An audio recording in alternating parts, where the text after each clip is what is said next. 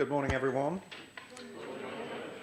Before we start our proceedings, I refer to the Reverend Brian Roberts, who will say a few words, followed by the Lord's Prayer.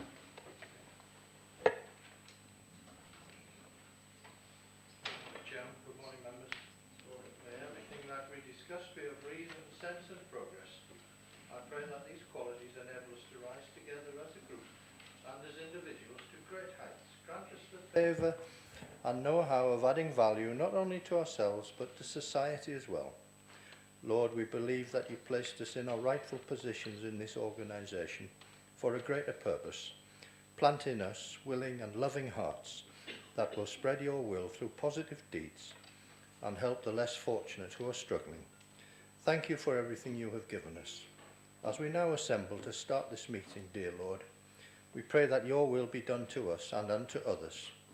May we achieve success in what we will discuss today, and give us the knowledge necessary to make this meeting a success. This we pray, trusting in Jesus Christ our Lord. Amen. Please join me in the Lord's Prayer. Our Father, who art in heaven, hallowed be thy name. Thy kingdom come, thy will be done, on earth as it is in heaven. Give us this day our daily bread, and forgive us our trespasses, as we forgive those who trespass against us. And lead us not into temptation, but deliver us from evil. For thine is the kingdom, the power and the glory, forever and ever. Amen. Thank you.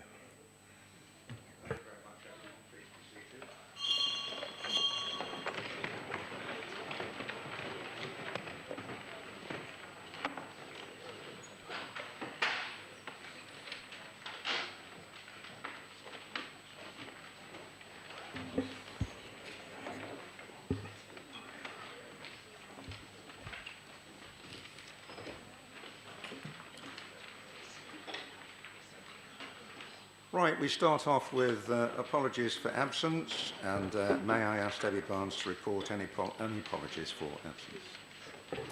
Thank you very much.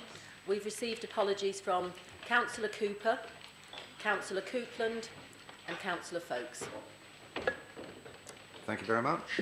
Chairman, could I add one more apology, please, for Councillor Tony Turner? Thank you.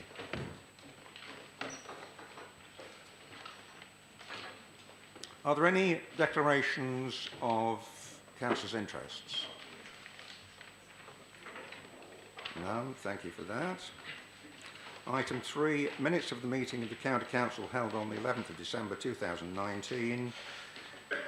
That the minutes of the meeting of the County Council held on the 11th of December 2019 be approved as a correct record and signed by the Chairman. All in favour? Thank you. Item 4 is the Chairman's announcements. Since the last meeting of the County Council, I've continued to carry out my duties and my civic engagements with pride, visiting places and meeting people and organisations from all over the county. I thank the Vice Chairman and Lady, Councillor Mike and Jackie Brooks, for representing us at civic functions when we have not been able to attend. In particular, I was delighted in this very room to welcome politics students from the University of Lincoln when they undertook a Model UN debate here in the Council chamber over 2 days in January last. It was heartening to see the enthusiasm of these young students as they debated the hugely important issues of the day. On a sadder note, it is with regret that I have to report the sudden death of former Chief Finance Officer of the Council, Mark Spink. Some of you may recall Mr. Spink was County Treasurer from 1992 to 1995 and Director of Finance and Resources from 1995 to 1999. Mr. Spink also spent 2 periods as interim Chief Executive during his time with us. I'm sure you will join in with me in offering our condolences to Mr. Spink's family and friends. Item 5, questions to the Chairman, the Leader, Executive Councillors, Chairman of Committees and Subcommittees. I'm anxious to allow a good spread of questions across the Chamber within the time allocated. I intend to allow 45 minutes for questions. I'm expecting councillors to be disciplined because of the time available. When invited to ask your question, press the large button on your microphone to make it live and press it again to switch it off once you have finished speaking. And the first speaker I have is Tom Ashton, Councillor Tom Ashton to Councillor Martin Hill, OBE. Thank you, Mr. Chairman. Councillor Hill, I understand that Robert Jenrick, the Secretary of State for Housing, Communities and Local Government, has written to all local councils asking them to adopt the international definition of anti-Semitism, which is that anti-Semitism is defined as a certain perception of Jews which may be expressed as hatred towards Jews. Could you tell us what the Council's position on that is, please? Thank you, Councillor Ashton. As previous council members from the previous council will be aware that we had a long debate about these issues back in 2017, and which culminated in us jointly all signing a charter actually which made sure that we did not discriminate against anybody in regardless of their race, creed or any other diversity or minority interest. That charter actually sits proudly at the front of the council, and as people come into it, it's on the left-hand side of the door. Excuse me. So, in one sense, we are covered that very clearly in terms of we have already made a firm commitment about this matter, and of course we are already subject to, both officers and members are subject to codes of conduct of various sorts, which we can be brought into play on the very rare occasions when they do need to do so. But quite clearly there is, the government has clearly got a strong agenda on this matter, so I have asked the corporate leadership team to look at it as part of their reviewing the policies and strategies of the council. So they will look at that, and then particularly this matter in terms of the anti-Semitism definition, which is an internationally recognised one.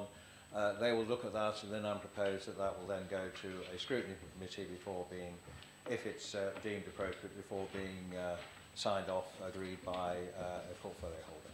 Thank you. Thank you. Second on the list is Councillor Rob Parker for Patricia Bradwell, OBE.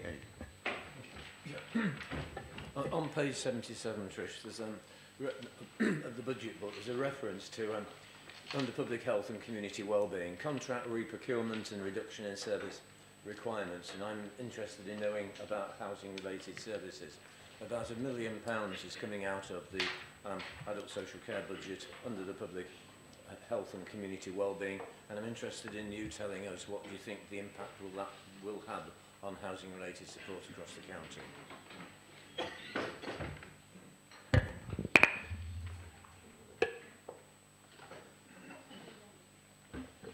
That's it, I'm on, plugged in. Yes, I can explain what we're doing on housing related support. That has been to scrutiny and through executive already, so lots of members here will know the new model that we're going to proceed with. We've got the district councils on board this time. Before it was just a county council working with P3 and other people to try and actually help people who are homeless, as you know. But because the district councils now have a bigger role to play in homelessness and that, and actually over the last year, 18 months, they were doing lots of street outreach work and that, which we were actually procuring and making arrangements for, but they were actually paying for. So it has become quite clear that actually we do need to work more closely with our district colleagues, because actually they're the housing authority, and actually when people have been in some supported accommodation with the county council, they do need to move on very swiftly into their own accommodation, and that hasn't been happening for a number of years. We've really always struggled to find accommodation for people who we've been supporting. So now our officers work very closely with the district councils, and all of them are working with us. We've set up well, they were vulnerable adult panels, but I've been away on holiday and I'm told that that's changed, but I'll find out what the new title is. But lots of councils have vulnerable adult panels, and actually districts have been really enthused by the fact that we're going to be working with them, because actually the county council can draw mental health agencies in, drug and alcohol agencies in as well. So actually we feel that, you know, we had to change the model. We have taken £1 million out, but actually the way we're looking at the contract, you know, we have enough money to actually provide the contract. And actually, as I say, the district councils are really on board.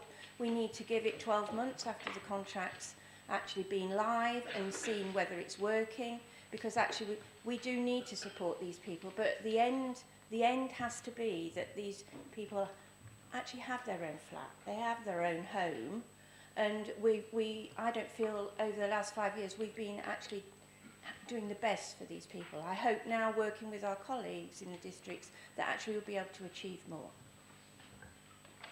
Thank you. Next on my list is Councillor Chris Brewis for Councillor Colin Davey. Thank you, Mr. Chairman. I hope I've got the right person. We've read it on the wall outside of why, with this possible funding that may be coming to help towns, are Crowland, Holbeach and Spalding included within South Holland, and why have Long Sutton and Sutton Bridge been starkly omitted, and will that omission now be redressed as a matter of urgency and concern? Thank you. Thank you, Councillor Brewis, for the question. It's always good to see local members asking questions about their local patch.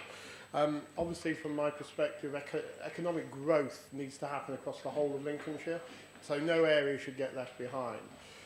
You are aware that the government's town bids are centred on a number of towns, one of which is Holbeach, and we're working with South Holland to deliver a strong bid to government to make sure that money gets drawn down, as we are doing with Lincoln and Boston, Mablethorpe and Skegness, have the opportunity of £25 million each from the town fund. We're also working with South Holland in terms of how we regenerate Spalding, and I notice the District Council's view that these two areas, Holbeach and Spalding, will act as a template for further development across the South Holland district. I am very clear, having visited your patch with you, Sutton Bridge definitely needs some more money spending on it. It needs some development and it needs some regeneration, as do other parts of Lincolnshire. So with the resources we have available, with the resources that district have available, we will look at all areas. I'm sure you'll want to talk to the leader of South Holland as well about your local area and what can be done to do things quickly and to do things more medium and long term. And I will support anything that South Holland and yourselves can agree that help regenerate the area. Thank you, Councillor Davey. Next on my list is Councillor Matt Bowles for Councillor Martin Hill, OBE. Thank you, Chairman. Councillor Hill, would you be able to give us a brief update on any developments or discussions regarding devolution, both at a local level or with national government? Thank you. Thank you for the question. Yes, since the general election, and indeed before the general election, there's been a lot of speculation and announcements from the government, and obviously this council was previously very much engaged with a discussion about whether we would take the opportunity to have a mayor or combined authority. So what seems to be happening, what you hear, what I'm hearing and what you read in the press is the government is clearly pushing ahead now with an agenda that there should be mayoral combined authorities across a lot of, or nearly all of England, which is, in the past, obviously there was a move away from having an expectation of mayors in rural areas, but it seems very much the case at the moment that that is the preferred model that the government would wish to work with, and probably the preferred model if it wishes to actually invest in certain areas, because they're clear that they would like a single point of contact, as they put it, to do that. I don't think that's particularly anything which is welcomed in any rural area, but I think we're all faced with a dilemma. We now have government with a clear majority which will presumably last at least 4 years, and so we've got to decide what's going to happen. The government has long promised a devolution white paper, which was due in the spring, but I believe now has been delayed until June. So until that devolution framework is, the white paper is, has gone through Parliament and the new framework has been agreed, it is quite difficult to know exactly what the rules will be. We do know at the moment that Leeds and West Yorkshire are in the process of agreeing with a mayoral combined authority, and there is also, I think, some some work being done, to my knowledge, in York and North Yorkshire, as well as Norfolk and Suffolk, and obviously a lot of speculation in Cumbria. So certainly in across those councils which currently don't have a mayoral combined arrangements, there's certainly a lot of speculation. So I think collectively we are going once again to, once we know what the rules of the game are, to have to make some decisions. And I think I will be talking to colleagues from other councils shortly to actually try and have a view as to if that decision is thrust upon us, if you like, we make a decision.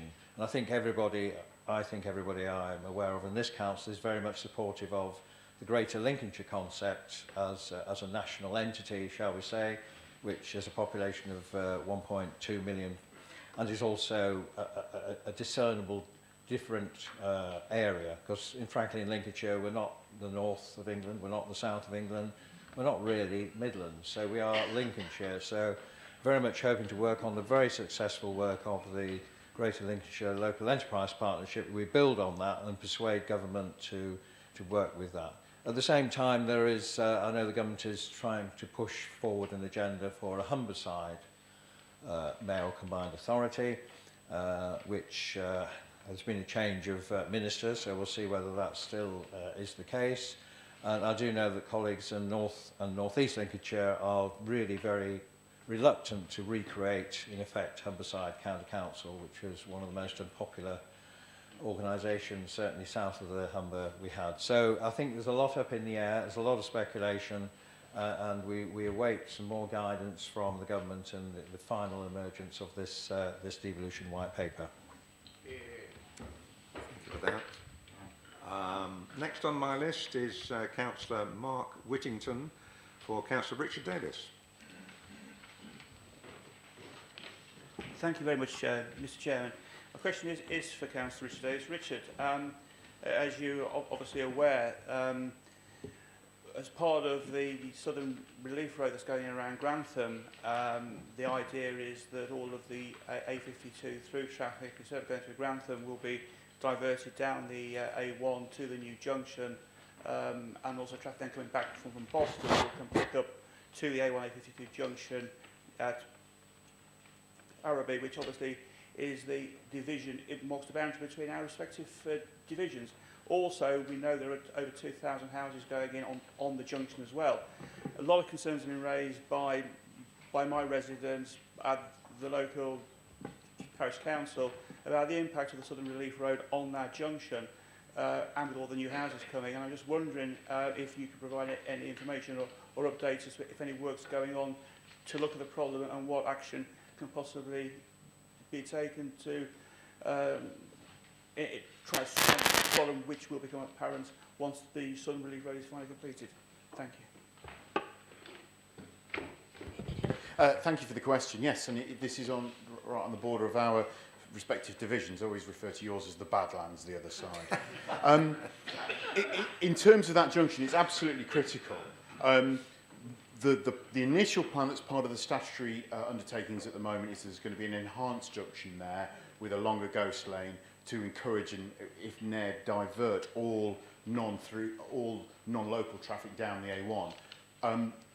More broadly, as part of the development, Rectory Farm development, which you'll be aware of, and the upgrades to the Poplar Farm development, we have commissioned a piece of work that looks at that entire stretch of what is currently the A52 through Grantham out to the other side, looking at how do we make it a street, not a road? How do we put a roundabout on that, particularly initially on the east side of the A1, A52 junction, but realistically potentially on the west side at some point in the future as well?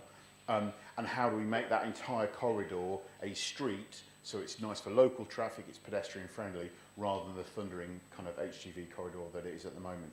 More broadly, you'll be aware, I'm sure if anybody's driven up and down the A1, that works for the phase 2 of the Relief Road, Grantham Relief Road, are well underway, Mr Chairman. In fact, we're now driving, if you travel southbound, on a new stretch of the road while our teams currently demolish some of the north side to start tunnelling, in essence, under the A1, and that's going great guns. We hope to start phase 3 this summer, and that will take about 3 years, giving the whole road open kind of 2023 time. So in terms of progress, it's really good. But these local issues are absolutely critical, and I'm sure we'll be working on it more closely over the coming months.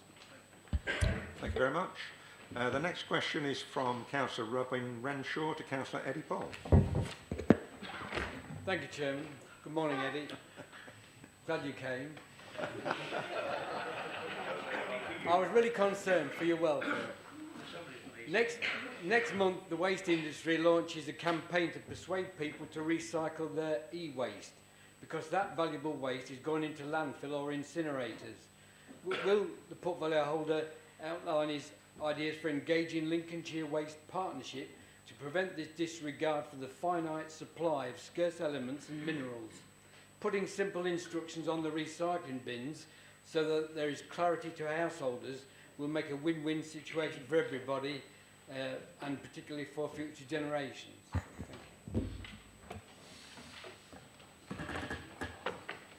It just takes me a long time to get up these days, Robin. I'm getting old. Thanks for the question, mate. Yeah, I take it when you're talking about e-waste, you mean the electrical stuff. Excuse me. Well, as you're probably aware, we are controlled by the waste electrical equipment legislation. Nobody's going to wee in my bag, if is kind of the slogan we've been trying to use, but that didn't go down too well. So, what we're going to do to engage with people, we already have wee places, skips and things at the household waste recycling centres. We don't take that in the black bin. If you do have waste electrical equipment, please take it to the waste recycling centre or leave it outside perhaps for separate collection in those areas that operate there. We are also looking at introducing reuse shops, because much of the electrical equipment that's dumped, people don't want, it's still workable, still PAT testable, and can be used by other people. So we're introducing reuse shops to try and keep that stuff in circulation being used. So lots to do, lots going on. And if you're really interested, come on to Waste Partnership sometime. We could always do with interested members. Thank you. Thank you very much. The next question is from Councillor Alison Austin for Councillor Martin Hill, OBE. Thank you, Chairman. Sorry, I can't see the person I'm addressing. Do you want to borrow my box? I'm here. Right, thank you. Councillor Hill, my question, as you know, it refers to the £11 million possible economic development in Boston. Right, first of all, during the recent Brexit event, you were pleased to announce major projects to benefit 3 towns in Lincolnshire. Regretfully, Boston, although being the second town in this county, was noticeable by its absence from that list. However, moving on. A few years ago, in this council chamber, I asked a question regarding the 11 million capital that had been ring-fenced for Boston, and was informed that it would now be used to kickstart economic development in Boston, since water level management was not currently feasible. Now we learn that the £11 million has been reduced to 5.5 million to be used sometime in the future to relieve traffic congestion in Boston, whilst the other 5.5 million would be returned to general capital reserves as it is not needed in Boston. The current town deal is already having some excellent regeneration projects being worked up for submission in Boston. Any improvement in the town's economy will benefit the whole county. Councillor Hill, please can you reassure the people of Boston that the remaining £5.5 million that you appear to be robbing Boston of is retained for match funding for possible appropriate projects to help them progress? Councillor Hill, the government has thrown us a lifeline and Boston has wholeheartedly grasped it with both hands. Now I call upon you to pull it in, and I quote, level up our town. Thank you. Alison, you did say it was going to be a friendly question, so I don't want to hear an unfriendly one. Can I just correct you, first of all, on your initial statement? The £11 million was not for the town of Boston. The £11 million was for the Boston barrier.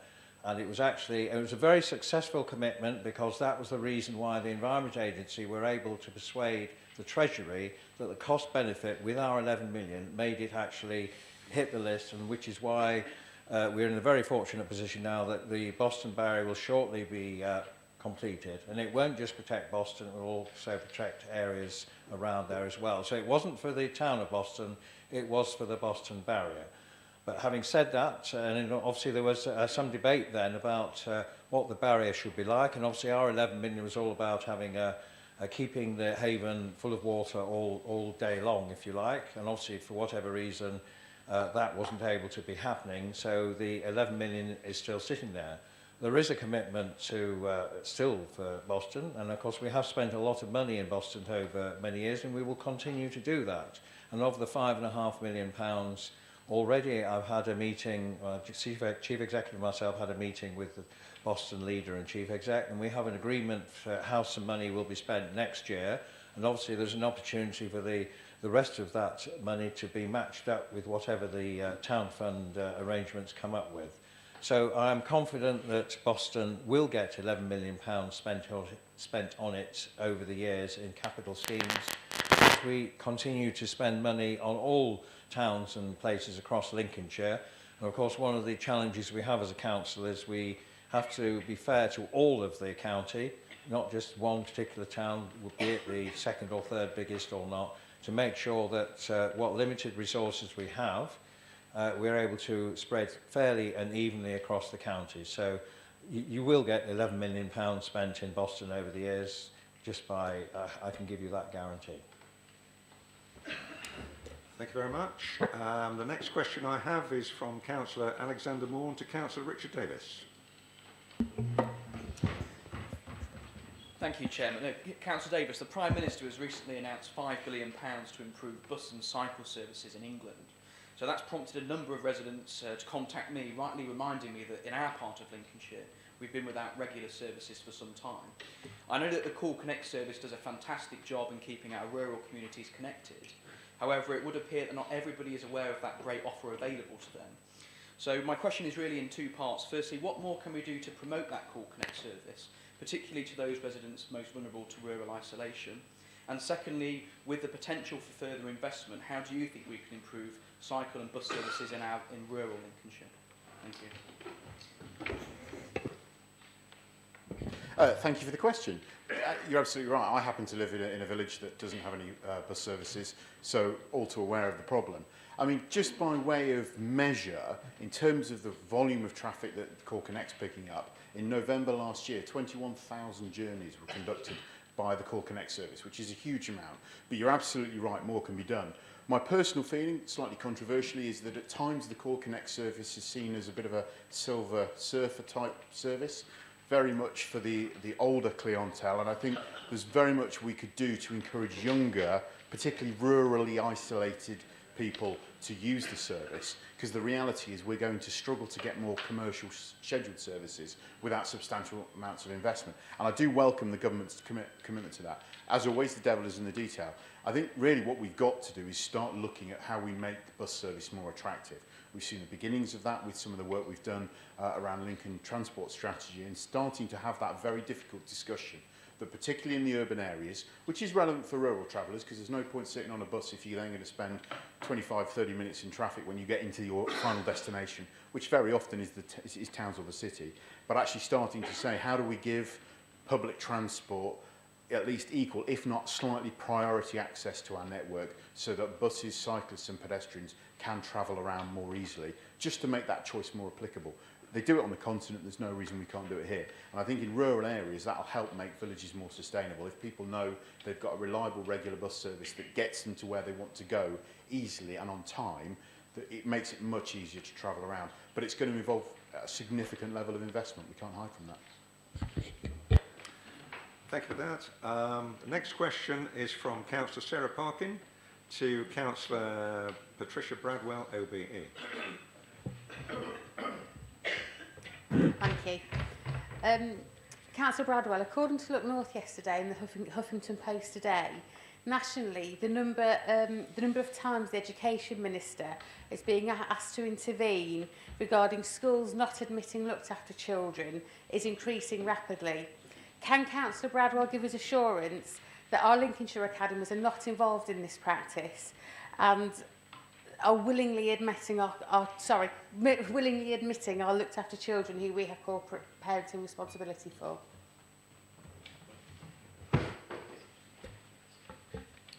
Well, I think I can put my hand on my heart and say 100% that all... I'm not aware of any schools that actually turn our looked after children away.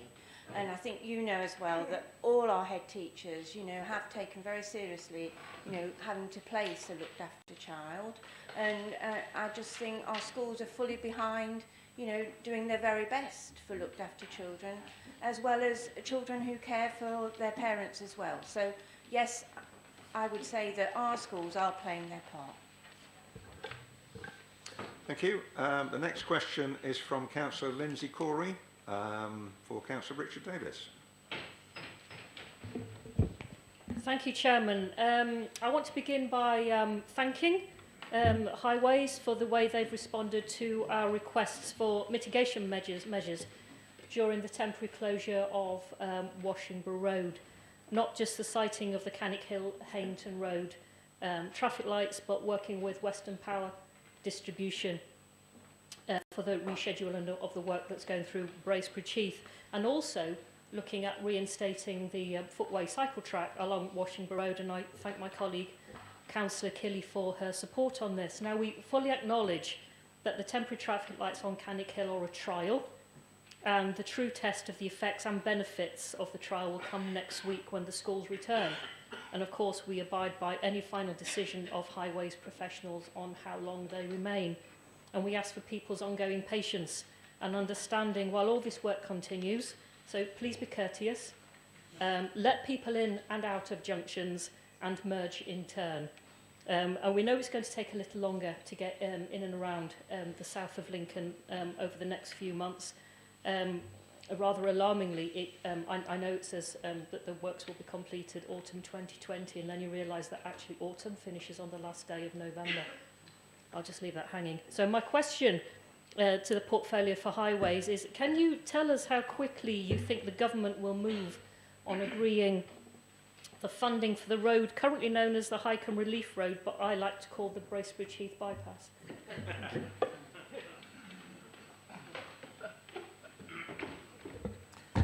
Corey Causeway, perhaps. Just to pick up your first point, yeah, the trial is ongoing. It is no secret that it's been a difficult week so far. We will monitor again next week and review at the end of the next week and see how it's gone. And I would utterly echo your comments about asking drivers to bear with us and allowing extra time. In terms of the North Highcombe Relief Road, I mean, who knows? The mood music is excellent in my view. We've had a very positive response, but the government is making a lot of spending commitments at the moment. I was particularly pleased that this project has enjoyed the support of all of our East Midlands colleagues, and it has been promoted as the #1 project they've put forward in terms of this kind of capital spending pot. I would imagine we'll hear after the budget, sometime after March the 11th, where the land lies, but the DFT have been to visit us a number of occasions, which in my view and the views of the experts is no bad thing, so watch this space. Thank you very much. The next question is from Councillor Graham Cullen to Councillor Richard Davis.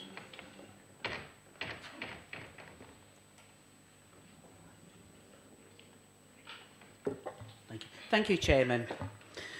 Are you tracking which members are being offered meetings within the highway manager, and would you consider conducting a survey as members to see if it's promised an impediment in the services being seen? Thank you.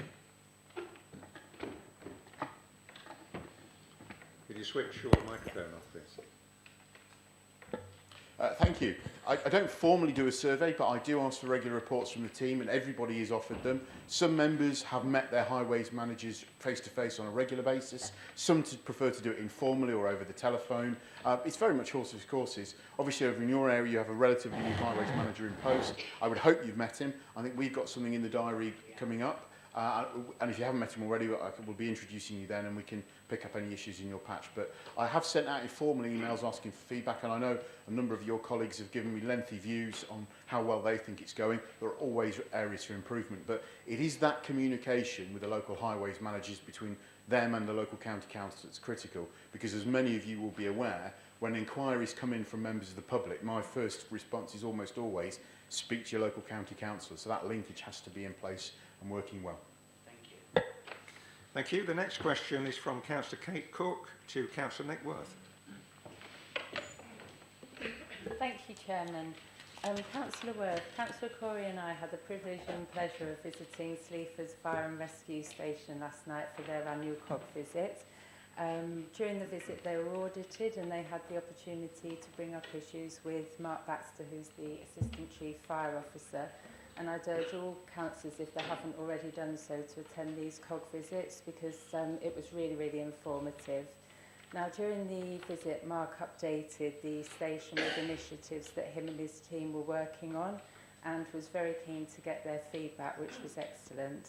He also commented on how grateful the service is for the budget that we as a county council provide them with. And he also said that the service is as lean as it can possibly be.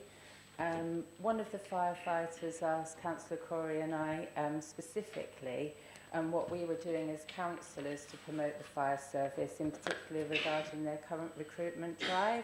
And I was just wondering if Councillor Worth could let us know if he's got any ideas of what we can do as councillors and as a county council to help promote the fire service further, in particular regarding their recruitment drive, because that's the area that they're really keen to have our help with. And just to let us know if there's any ideas in the pipeline or initiatives in the pipeline. Thank you. Thank you, Chairman. Thank you, Councillor Cook. Well, I'm pleased you've had a good visit to the COG visit to your local station, and I would emphasise to other councillors here that we are really encouraging you to attend those. I know quite a number of you have done. Councillor Corey and myself try and get to many of them. I know Councillor Corey's been to far more than I have recently, I think, and has got the kit to prove it. So what I would say is I think the first step in recruitment is a big issue, not just in Lincolnshire but right across the UK, and will probably continue to be with the constraints particularly around retained firefighters having to live within five minutes of a fire station. But I think for councillors, what I would say is your first point of call is attending those COG visits with the Chief Officer Group, because you get an understanding not just of your local station, but you get an understanding of the training they go through and what is involved, so that when then you're in a position then to be able to go out and say to people, actually you've got some knowledge of what is involved if people are interested. As an example, I'm actually taking a young lady to Spalding Fire Station next week, who I was in conversation with about something completely different from the fire service. It turned out that she was looking for work, and I actually, when she was telling me the sort of things she was wanting to do, I said, have you actually ever considered being a firefighter? She said, never even crossed her mind. But actually, she was really excited by the opportunity, so taking her in there next week to see whether that's something that she may be interested in. So I think a lot of it is really local knowledge, so know your local station, get out there amongst your community, you know people who may or may not be interested. They often, most of your fire stations will have open days, but also when you've got events on in your local community, don't be afraid to ask the local fire station if they would like to attend, because that's a great opportunity as well. So I hope you all enjoy these visits. They're really useful, not just for your understanding, but actually to get that connection between yourselves and the fire station and the county council. Thank you. Thank you. The next question I have is from Councillor Colin Matthews to Councillor Barry Young.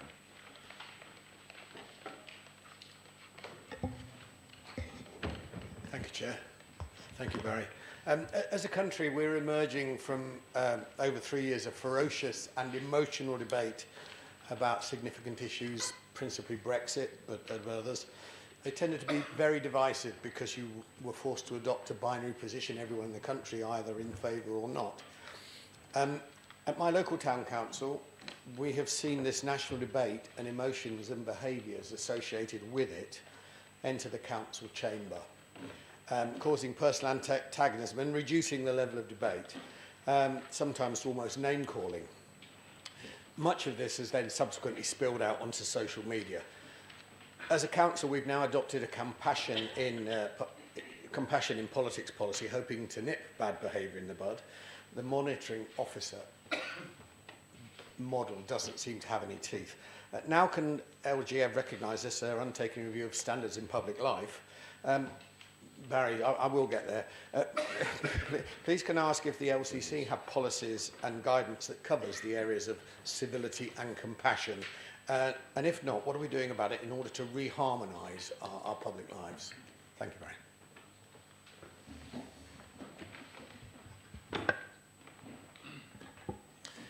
Chairman, Councillor, at the last full council meeting on the 11th of December, Council resolved unanimously certain changes to the Council's constitution and the Code of Conduct. Let me read the important bits, which are under the heading of respect.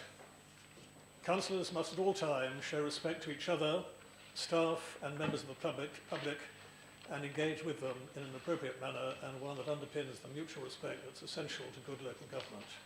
Councils may not always agree with the political views of their member colleagues, but they respect the right of those for those views to be held. This means in particular that councils will not bully or harass any person.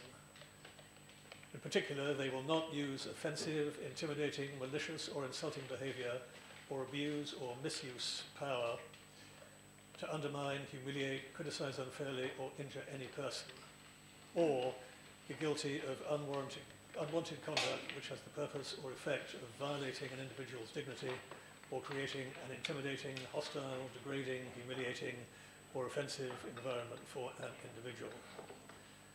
Further details of that are actually contained in section D3 of Part 5 of the Constitution. I was a member of a working party which drew up these amendments, and I hope that they will present a bit of a template for what you're trying to achieve in your own local council. Thank you. Could you switch off, please, Councillor Young? Thank you. The next question is from Councillor Julie Kelly to Councillor Patricia Bradwell, OBE. Thank you, Mr. Chairman. My question relates to this week's announcement over a change in immigration policy and the number of foreign workers allowed into the UK. So given the crisis that already exists in staffing our social care system, which I believe there's a national shortage of 122,000, and that it has been classified as a low-skilled occupation. I mean, I disagree with that personally. How do you locally propose to attract more domestic workers into this sector at the current wage level, which seems to be the main problem? Thank you.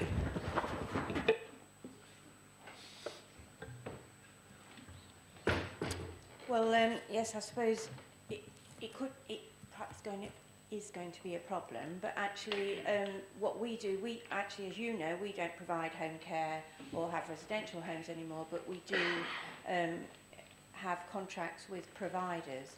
And actually we do pay more, we give areas more money if they're in a rural area and they find it difficult to recruit home care workers. The mileage rate has always been more. We do look at the contracts, and actually our home care workers, we make sure that they're on the minimum wage or more. We give enhancements to the providers. We also pay home care providers. There's an allowance for helping people ladies put children in childcare or holiday clubs, because we realise at certain times of the year, summer holidays especially, lots of people who work in residential care and in home care, you know, can't work because they've probably got a family. They could have elderly parents. So we do all sorts of initiatives within the home care and residential market contracts to actually try and help the provider ensure that their staffing levels are always where they should be. obviously with the announcement we need to see where that goes for Lincolnshire. But actually, I believe we do more than some authorities in trying to keep our providers' workforce stable. Because you're quite right, if they haven't got a stable workforce, then there's perhaps somebody who isn't going to get a visit on time.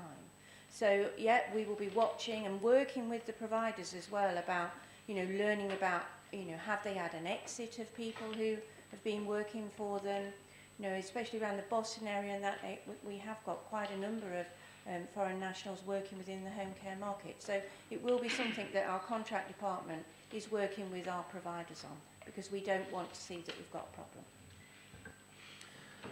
Thank you. Next question is from Councillor Rob Kendrick to Councillor Colin Davey. Beg your pardon, Colin. Thank you, Mr Chairman. Councillor Davey, in view of recent flooding incidents, some of which have occurred in my own division, could you give me an indication of the number of Section 19 investigations that are currently ongoing? Thank you. Thank you, Councillor Kendrick, for the question. The last number we had before Storm Dennis came in was around 146. That's an unprecedented number of investigations taking place. Obviously, it's putting a lot of pressure on the resources in terms of managing those investigations. And each investigation is not just about one property, it could be multiple properties. It's quite clear since last June we've had unprecedented weather systems affecting our country, and flooding has happened not just in Lincolnshire but elsewhere. It's very clear to me that national government is going to need to have a very serious discussion with all local government about how we manage this in the future. And it's going to clearly impact on how we plan, how we build, the kind of properties we build, where we build them. And it's also going to come down to how we defend what we currently have and how we look after them. So there's going to be a big national debate about this quite clearly. If you have particular local issues, please write to me and I will try and have officers look at those to give you clarity or deal with any things that you wish to raise. But I would say that since Storm Dennis came in, there's obviously been further incidents across Lincolnshire. That number I gave you is a daily changing number. I suspect that with another 2 weeks of inclement weather forecast, that this number will continue to rise. Please roll on summer as soon as possible so we can start to deal with the aftermath of this, so we can look to the future with a bit more certainty. Thank you. Thank you. The final question is from Councillor Kevin Clark to Councillor Richard Davis. Thank you, Chair. Richard, with the pilot scheme with CCTV cameras outside school coming to an end, could you give me reassurance that the schools that were using the pilot scheme will in fact get properly patrolled by the foot patrols? Thank you.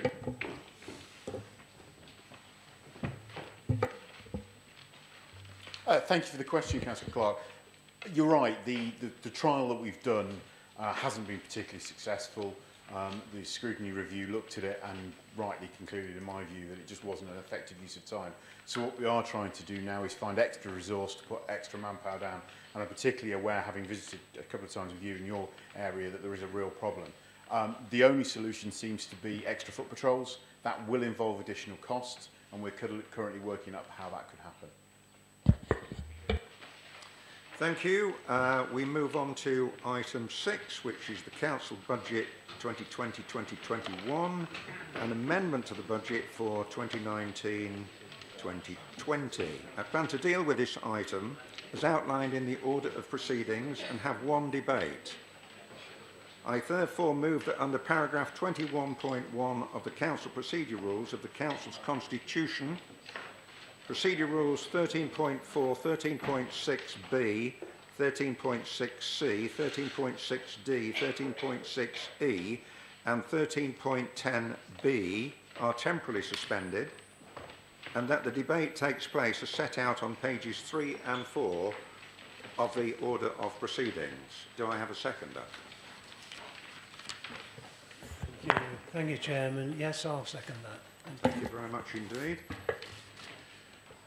Can we now vote on the temporary amendment to Council Procedure Rules? All those in favour? Any against? Thank you very much. That is carried.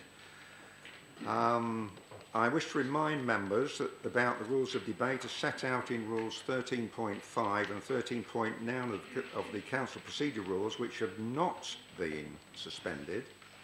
These are set out in paragraphs 1, 2 and 3 in the order of proceedings. Therefore, the debate will take the form as set out in paragraphs A to G on pages 5 to 8 of the order of proceedings.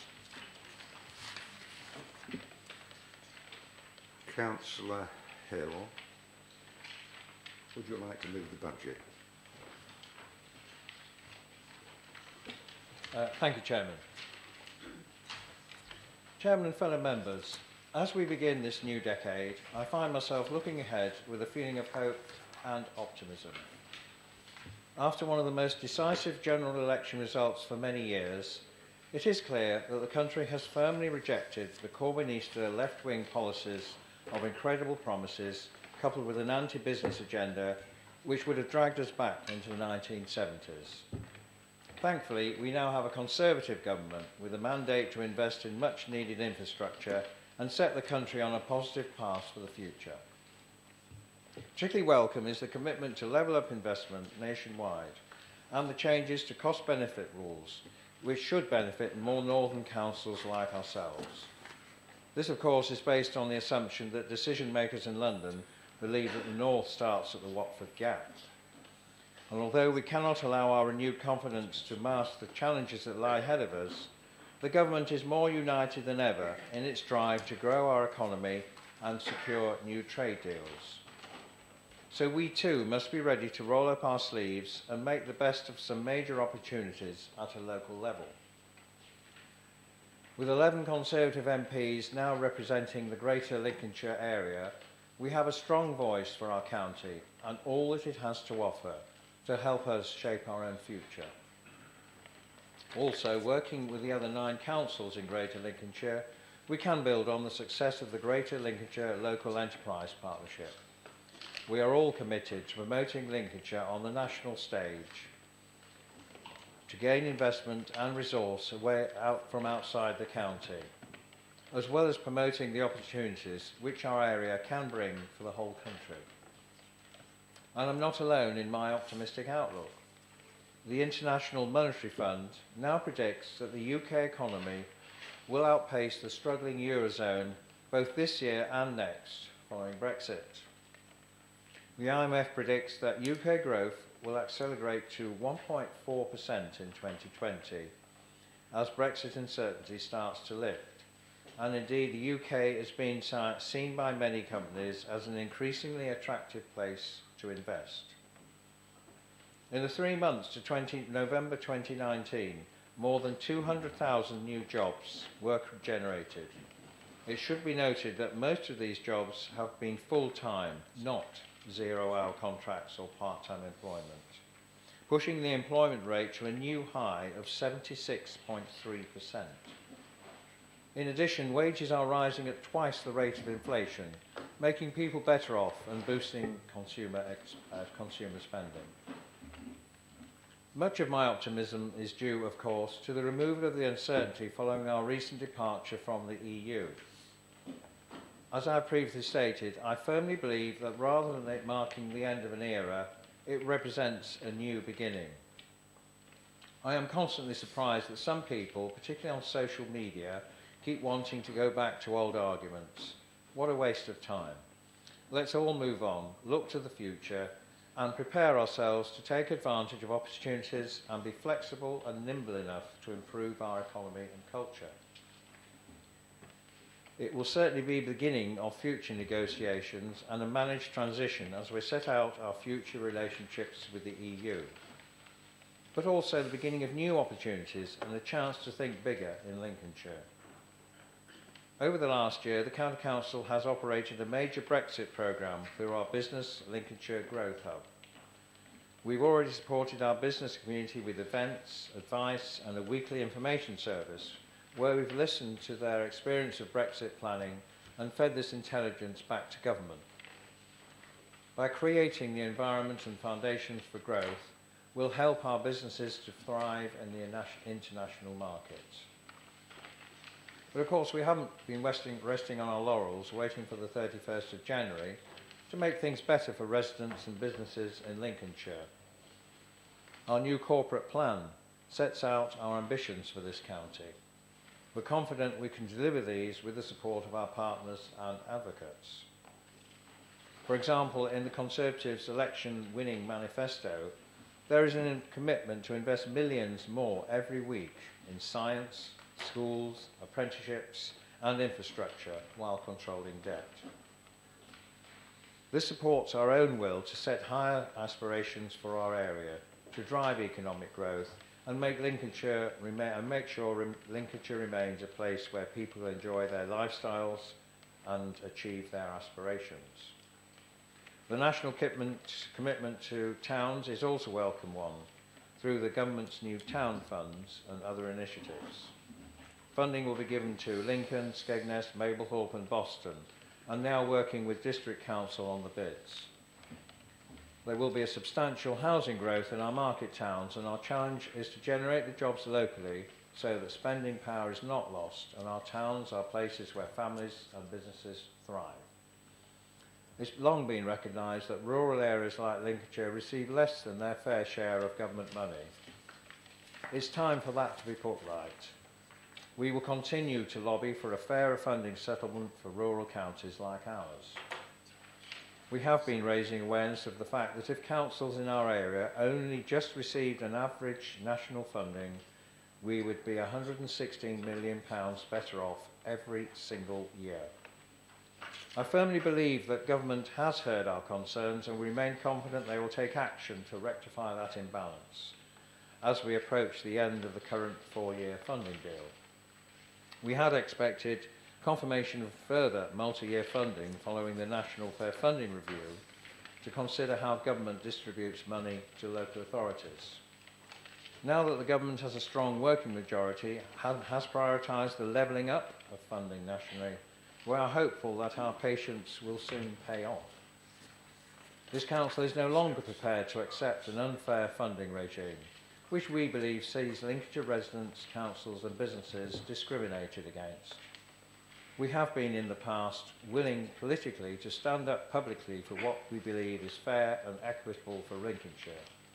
Whilst this has made us unpopular in certain quarters, we have ultimately got a better result.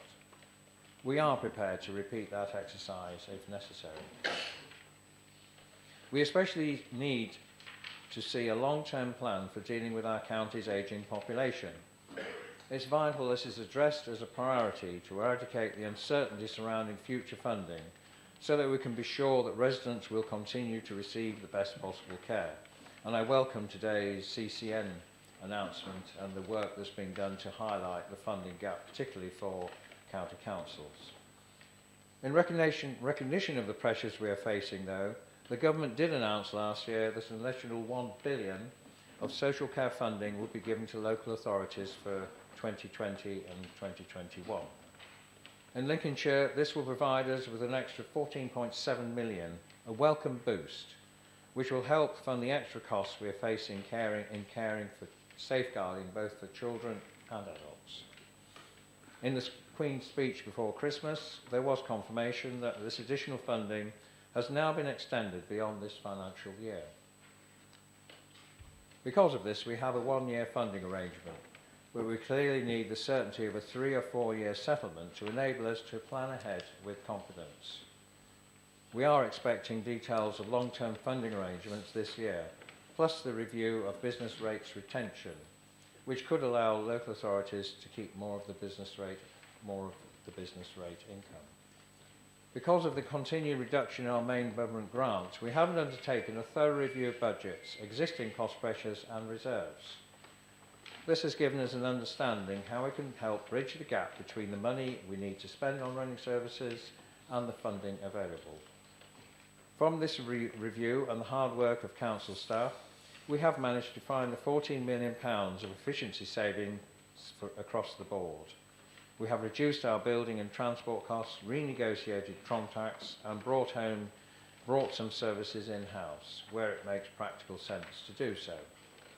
These measures have allowed more flexibility for the next financial year so then we can deliver a balanced budget without the need to use our limited reserves. I'm sure I don't need to remind fellow members that our reserves can only be spent once, and any service funded from reserves one year will still need to be paid for the following year. And although it's an improving picture for council finances, there are still challenges ahead, particularly with regard to the ever-growing demand for adult care. To reflect this, we are accepting allowance to increase council tax by 2% to raise more money specifically for adult social care, and a further 1.5% increase in general council tax. Overall, this will mean a rise of 3.5% to council tax bills, which is still below the 4% we could implement without holding a local referendum. As a result, council tax for a Band E property will increase by just over £45 a year. This will increase our council funding by around £15 million. Whilst increased bills of any kind are not always welcome, Lincolnshire will continue to have one of the lowest council tax rates in the country. This once again reminds us of the benefits of good, conservative financial management. Whilst we suffer from low income from external sources, we still deliver good and excellent services and a large capital programme, resulting, all in all, with good value for council taxpayers. 2019 saw unprecedented rainfall, increased flooding in Lincolnshire, as well as a disruption for our residents and businesses. This has led to considerable extra costs to the council in flood investigation work and highways maintenance for the deterioration of our roads. Therefore, the council is set to invest additional money in these areas. This will not only be in managing the short-term impacts, but in both prevention work and strengthening our flood response for the future. £2 million has been allocated for extra drainage repairs and new flood response equipment for Lincolnshire Fire and Rescue. We know that flood repairs, road repairs and flooding are a priority for many residents. So we are proposing to spend nearly £4 million on extra highways gangs next year. They will carry out additional maintenance across the county on signposts, verge keeping, minor flood problems, for example, and of course continue the huge task of pothole repairs. Our capital budget has also earmarked investment in a number of future projects. These include investment in schools to create more places and to improve facilities. The latest of these developments is following our special needs and disabilities review, which will be investing in the new John Fielding School of around £13 million. This is part of our £50 million capital plan for SEND provision across the county. This exciting development will ensure that children can attend their local school then rather than having to travel huge distances for education. Another Conservative manifesto promise is a commitment to reaching net zero carbon emissions by 2050, with investment in clean energy solutions and green infrastructure to reduce pollution. Mirroring this, our own spending on capital projects will be driven by our pledge to become carbon neutral within this same time frame. We hope, of course, to achieve this sooner if it's practical and doesn't impact on our ability to provide the services our residents need. We have therefore set aside £350,000 for a green master plan with key spending to help us achieve this. Reducing traffic congestion continues to be high on the agenda. Our capital investment this year will see the completion of Lincoln's Eastern Bypass. This will be a major achievement in the light of challenging circumstances, both from changes to our contractors and the difficult weather conditions. The benefits will be significant for those travelling from the south to the north of the city and in reducing traffic levels for those coming into Lincoln, especially at rush hour. But as well as the obvious benefits to the county's transport links, we'll also commit considerable amounts of funding to the planting of trees along the length of this new road. Overall, we are committing to lead the county in planting 1 tree for every person in Lincolnshire. That's 750,000 trees and shrubs over the next 3 years. Work on Grantham Southern Relief Road continues this year and is on track and funded for completion over the next 3 years. £20 million will be spent on our capital programme this year on Section 5 of the Spalding Western Relief Road. Looking to the future, we've set aside funds to continue for the North Highcombe Relief Road, Councillor Corey, when government money is available. This project will complete an entire ring road around the city of Lincoln and allow easy journeys into around the area. It has risen in priority ranking nationally because, as with other schemes, we've had the good foresight to make it shovel ready and have been able to commit substantial resources where needed. Businesses in Lincolnshire tell us that one of the barriers to growth in the county is the challenge of moving around. We recognise that with 5,500 miles of roads, there will always be improvements needed. So we have earmarked funding to tackle some key pinch points this year. That's in addition to the 3.6 million for improvements to Holdingham roundabout and the 1.3 million Welton roundabout to improve safety on this key route. Our future programme sets out £5.5 million for improvements in Boston too, Councillor Austin, as well as looking to reduce council traffic congestion. Projects will benefit the local economy. On that note, this year's budget also includes £500,000 to extend Horncastle's industrial estate. With 94% of the county now being able to access superfast broadband, we're continuing to roll out our successful On Lincolnshire programme. This will see a further £2.5 million spent into the next financial year to bring superfast internet availability to even more homes and businesses, especially to the most hard-to-reach areas, giving 97% of the county's residents access by December 2021. We've provided more than £2 million to enable the development of the food enterprise zone in Holbeach. This marks the largest investment in the South Holland area for many years, and we believe is the key to unlocking further opportunities and larger projects in the future. Lastly, we have allocated £2 million to replace Skegness and Kirkby-on-Bain household waste recycling centres.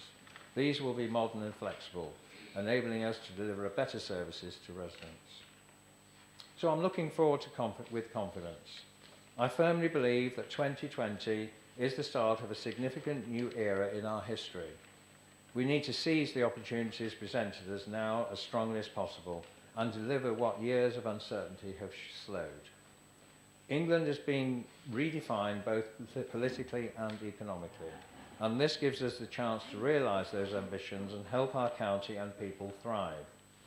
Our budget is one that reflects our continued investment in our county and in our services. We'll continue to deliver good services to our residents and maintain our county as one of the best places to live, raise a family and visit. And that surely is best reason for optimism. Thank you. Chairman, I would now to formally move paragraphs 1 to 11 on pages 5 and 6 of the order proceedings. Thank you. Councillor Hill, do you have a seconder?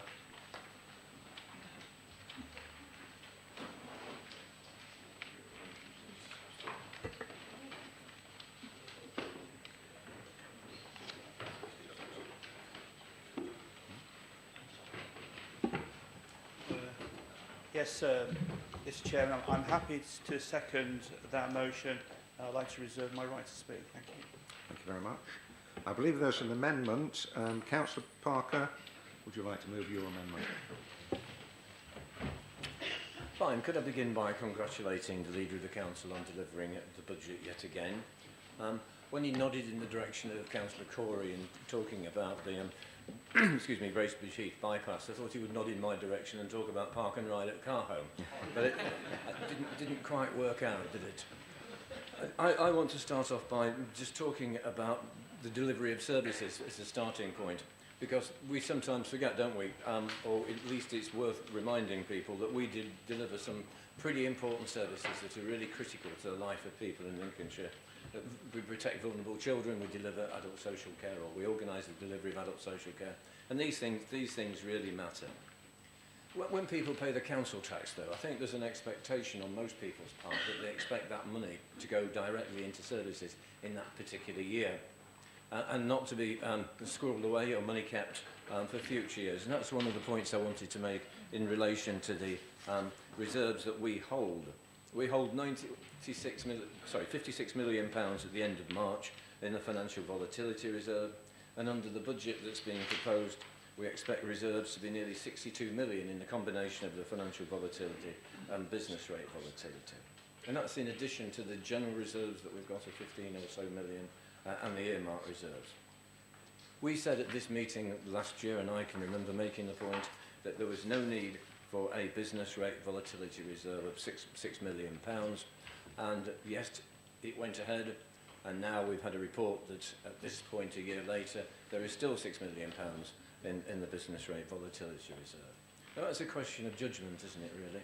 Judgment as to what we think in using the expertise of our officers as to whether or not we actually want to put £6 million away on the off chance. And we said no, there was no need for it, and it's come to pass. Even if there had been a problem with business rate volatility, I think the point could easily be made that if there were a problem, then that money could have been found, that problem money, from the financial volatility reserve without a need for a business volatility reserve. Before moving on to deliver what I consider the virtues of the Labour amendment, I just want to pause and talk about two things in particular. First, the mention in Councillor Hill's speech, but everybody's talking about levelling up, aren't they? And I think there is an argument about this, and it's not just about the North in terms of being paid off for voting Conservative at the last election, but it's about a levelling up in all sorts of ways, and particularly the discrepancy that Lincolnshire has faced for some time about what we might call a fair deal. But one of the points is that that same approach that we, I think, subscribe to warmly, actually can be said to be something that we ought to be doing here in Lincolnshire, and that is about the levelling up and improving social mobility. And that's been a theme of Labour alternative budgets for a number of years, that we do have deprived parts of the county. We do have some areas that I'm not going to call problems, but where there are problems, but they're not problem areas, they are problems that are faced by people. We talk about East Lindsey sometimes, we talk about the coastal areas, and we talk about our inner city areas. And I'll be talking about those in just a moment. And it is about starting from the very beginning, and that is educational improvement. Give a kid a decent start in life, and there is a much better chance of that child developing their potential to the full. And it's not just about the child, it's about the school, and it's about supporting the family. Team around the family is one argument. So that's the first point I want to make, that levelling up is not just Boris Johnson's phrase that applies nationally, it applies also in Lincolnshire in ways that I think that we do not yet emphasise sufficiently. And the second point I want to make is this question about what is the real purpose of a budget. And I ask the question here because it's not just about allocating resources in order to deliver services. Sometimes there are messages that we want to get across.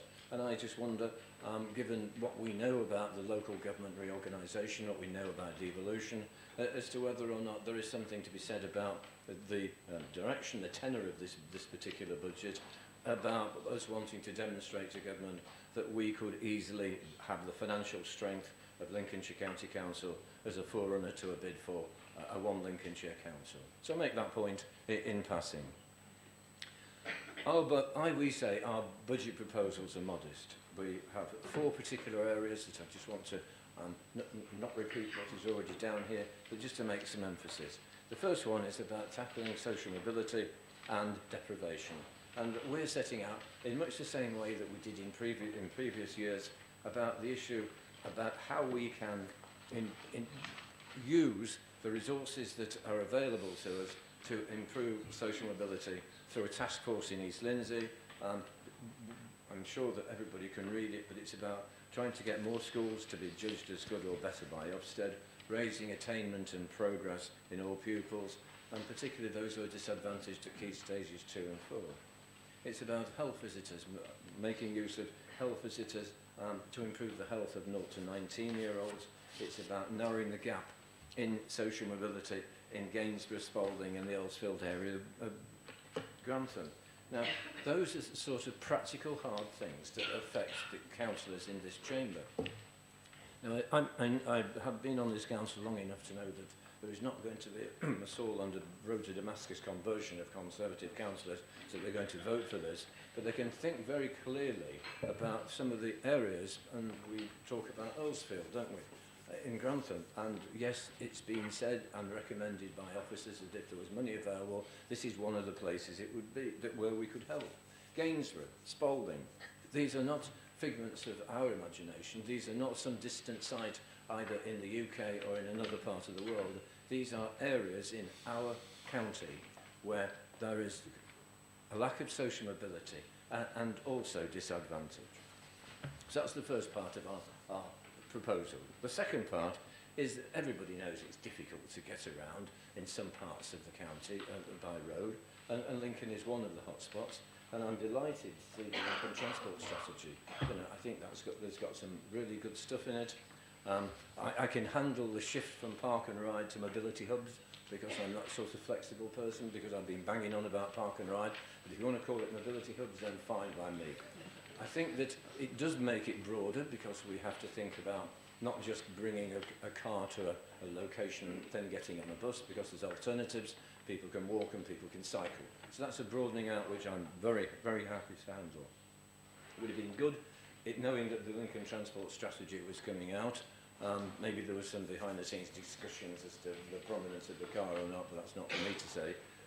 But it does seem as though it would have been good to put some money into the budget, actually, to kickstart the Lincoln Transport Strategy and make it meaningful. And the two things would have gone together very nicely. That's why we're proposing that there should be an outline business case developed for one of the park and ride sites in Lincoln. And I think that it would go a long way to improving what I'm going to call the visitor attraction feel. Because sometimes I feel it, I know myself when I'm coming back to Lincoln that it's going to take a long time to get to where I'm going. But I just wonder how much my level of frustration is shared by people who think twice about coming back to Lincoln because of the difficulties in getting into the city centre. I think that it would be reasonable also to talk about those people side by side with motorists who also need to move around but don't have a car or choose not to use a car.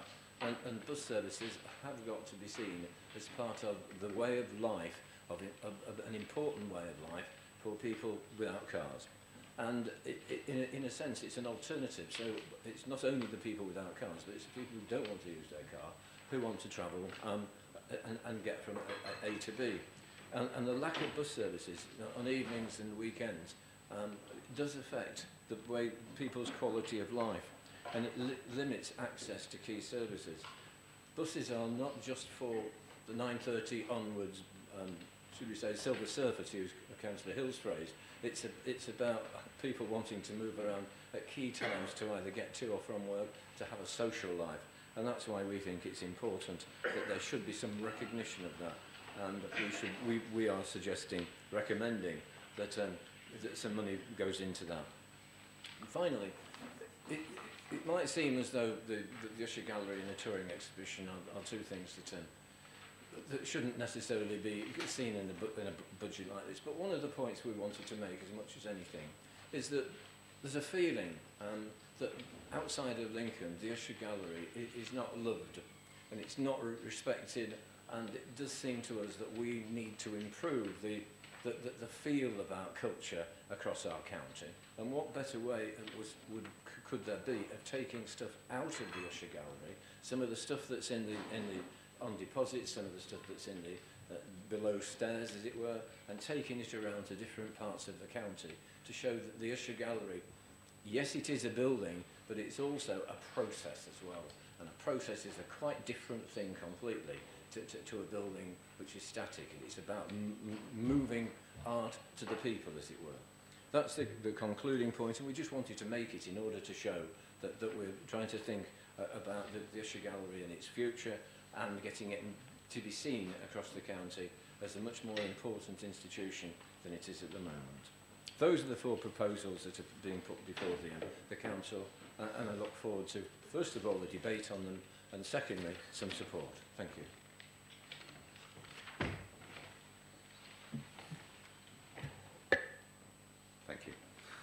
Councillor Parker, do you have a seconder? I hope so. Yeah, I will second. It falls upon me, Chairman, to second the motion. Proudly to second the motion. Because a lot of the stuff that's in this proposals have been taken on by other groups and included in their proposals. So it can't be all bad. So there is some scope for the one or two members to be swayed today. But what I say might be instrumental in that. I'm just going to refer to one or two things on the paper. During the dispute that LCC had with the health visitors, I was able to see at first hand what a valuable job those health visitors do. That work is often frustrated by poor communication skills among our communities. We do need to recognise that, because I was born in England, so my native language is English, so I think in English. If I was French, I would think in French, but if I had to come to England to work and communicate that information to people of not the same language as myself, it is difficult. So it's a very simple thing, but we don't recognise that, and I think it's important that we do in the future. It might need extra champions, as I say, to deal with that. Without again on the mobility task force in East Lindsey, surely all councillors recognise from the East Lindsey side would recognise that this is a priority for their area. Similarly below in Gainsborough and Boston, that social mobility is needed, because we cannot disadvantage children of the next generation by not having that progress in that area. And without prejudicing any decision on the Lincoln transport strategy, which I welcome, I've seen it, I've printed it off, and because it needs to be read simply, it's clear that the current laissez-faire system will not achieve our climate change targets. And there's a lot of mention in there with climate change, and I think for the first time we are sort of recognising that we do need to take serious action. As I say, the laissez-faire system of letting people go unfettered and not use public transport, and whilst they're happy to sit in the cars and breathe in the polluted air, I mean, I see it every day outside my front room window, and it's not good for the communities where that traffic passes, and it's not good for the climate change, because we're burning up fossil fuels at a rate of knots that's unsustainable, as we all know. On the small schools project there, to maximise the outcomes for disadvantaged children, I would think that out of the 70 councillors in this room, there must be at least that 40 would qualify that. So it really is a no-brainer on that, Chairman. I also refer to the bus services. The current services that we've got in Lincoln particularly, they're over-regular. We get far too many buses all coming at once, and that's with bus regulation requirements that are in place. So there's too many, but not enough in the evenings, and etc., which will not help the nighttime economy for Lincoln. We do need to encourage that nighttime economy. If we're going to have it in place, we need to make sure that it's facilitated and there is public transport available. We don't need a bus every 10 minutes to get us into town in the evenings, but we do need some service. Skeletal service might be very good. And finally on this page, because the chairman did say to me at the pre-meeting, he said, "You've got 6 minutes." I said, "Well, do you want me to recite from D.H. Lawrence, for argument's sake?" And he declined that offer. Well, good day, to be. And yeah, just on the final thing, on the Usher Gallery proposal, I mean, it's not a lot of money to spend on that, because without investing in the arts, we're censoring the delivery of arts to the population. And if the sole diet for our population is some of the soaps and the convoluted quizzes that appear on our BBC television screens, then I'm afraid that is not the way to educate the population for the future. And just finally, Chairman, I did notice that, and I did have a job to find it in this tome, Appendix M, because it was craftily labelled on the backwards way on, but I did actually eventually find it. And it's about the use of the reserves on page 19. That there are 8 items in there which the Conservatives are proposing implementing. And to be quite honestly, they're very important things. The 4 routes to the schools to reduce the bus costs, but there's no indication of where those 4 routes are. Maybe they're going to come to the highway scrutiny to be developed, but members should know so that they can support this proposal or not. The pipeline projects, which, as Councillor Davis said, are shovel-ready. You can't argue with them. I mean, one of the benefits of Lincolnshire is that we've had the Cannock Hill work done because of being shovel-ready.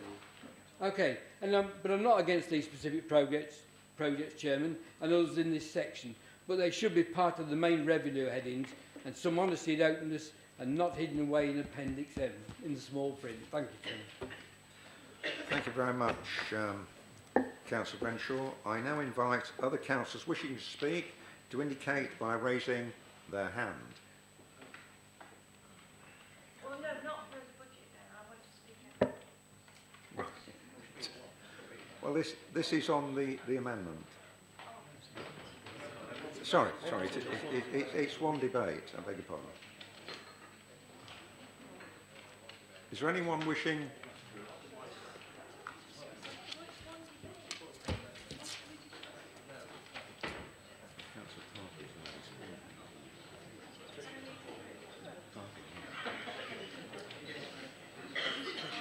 Yeah, just a minute.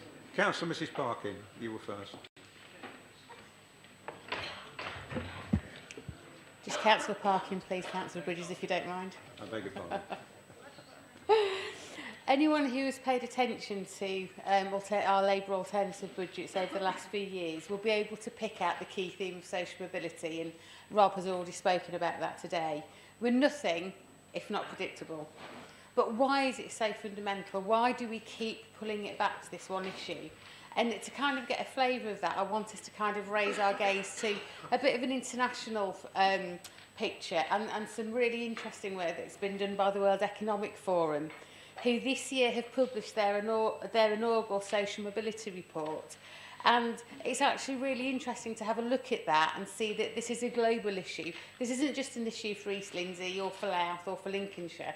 It's a global issue, and it has a real kind of, you sense that flavour to it when you read that report. And it does make really fascinating reading, because what it actually shows is that this isn't some impossible holy grail. It actually shows that with the right policies and the right initiatives and the right frame of mind, social mobility is actually something that can be achieved, and that other countries are actually very, very successful at doing, but we don't seem to emulate them. The results for the UK aren't terrible, but they could be described as bog standard. We're 21st out of 82. And so that's not the worst of the worst, but surely this is something that we would want to be best at. The report says the social and economic consequences of inequality are profound and far-reaching. A growing sense of unfairness, precarity, perceived loss of identity and dignity, the weakening of the social fabric, eroding trust in institutions, disenchantment with the political process, and erosion of the social contract.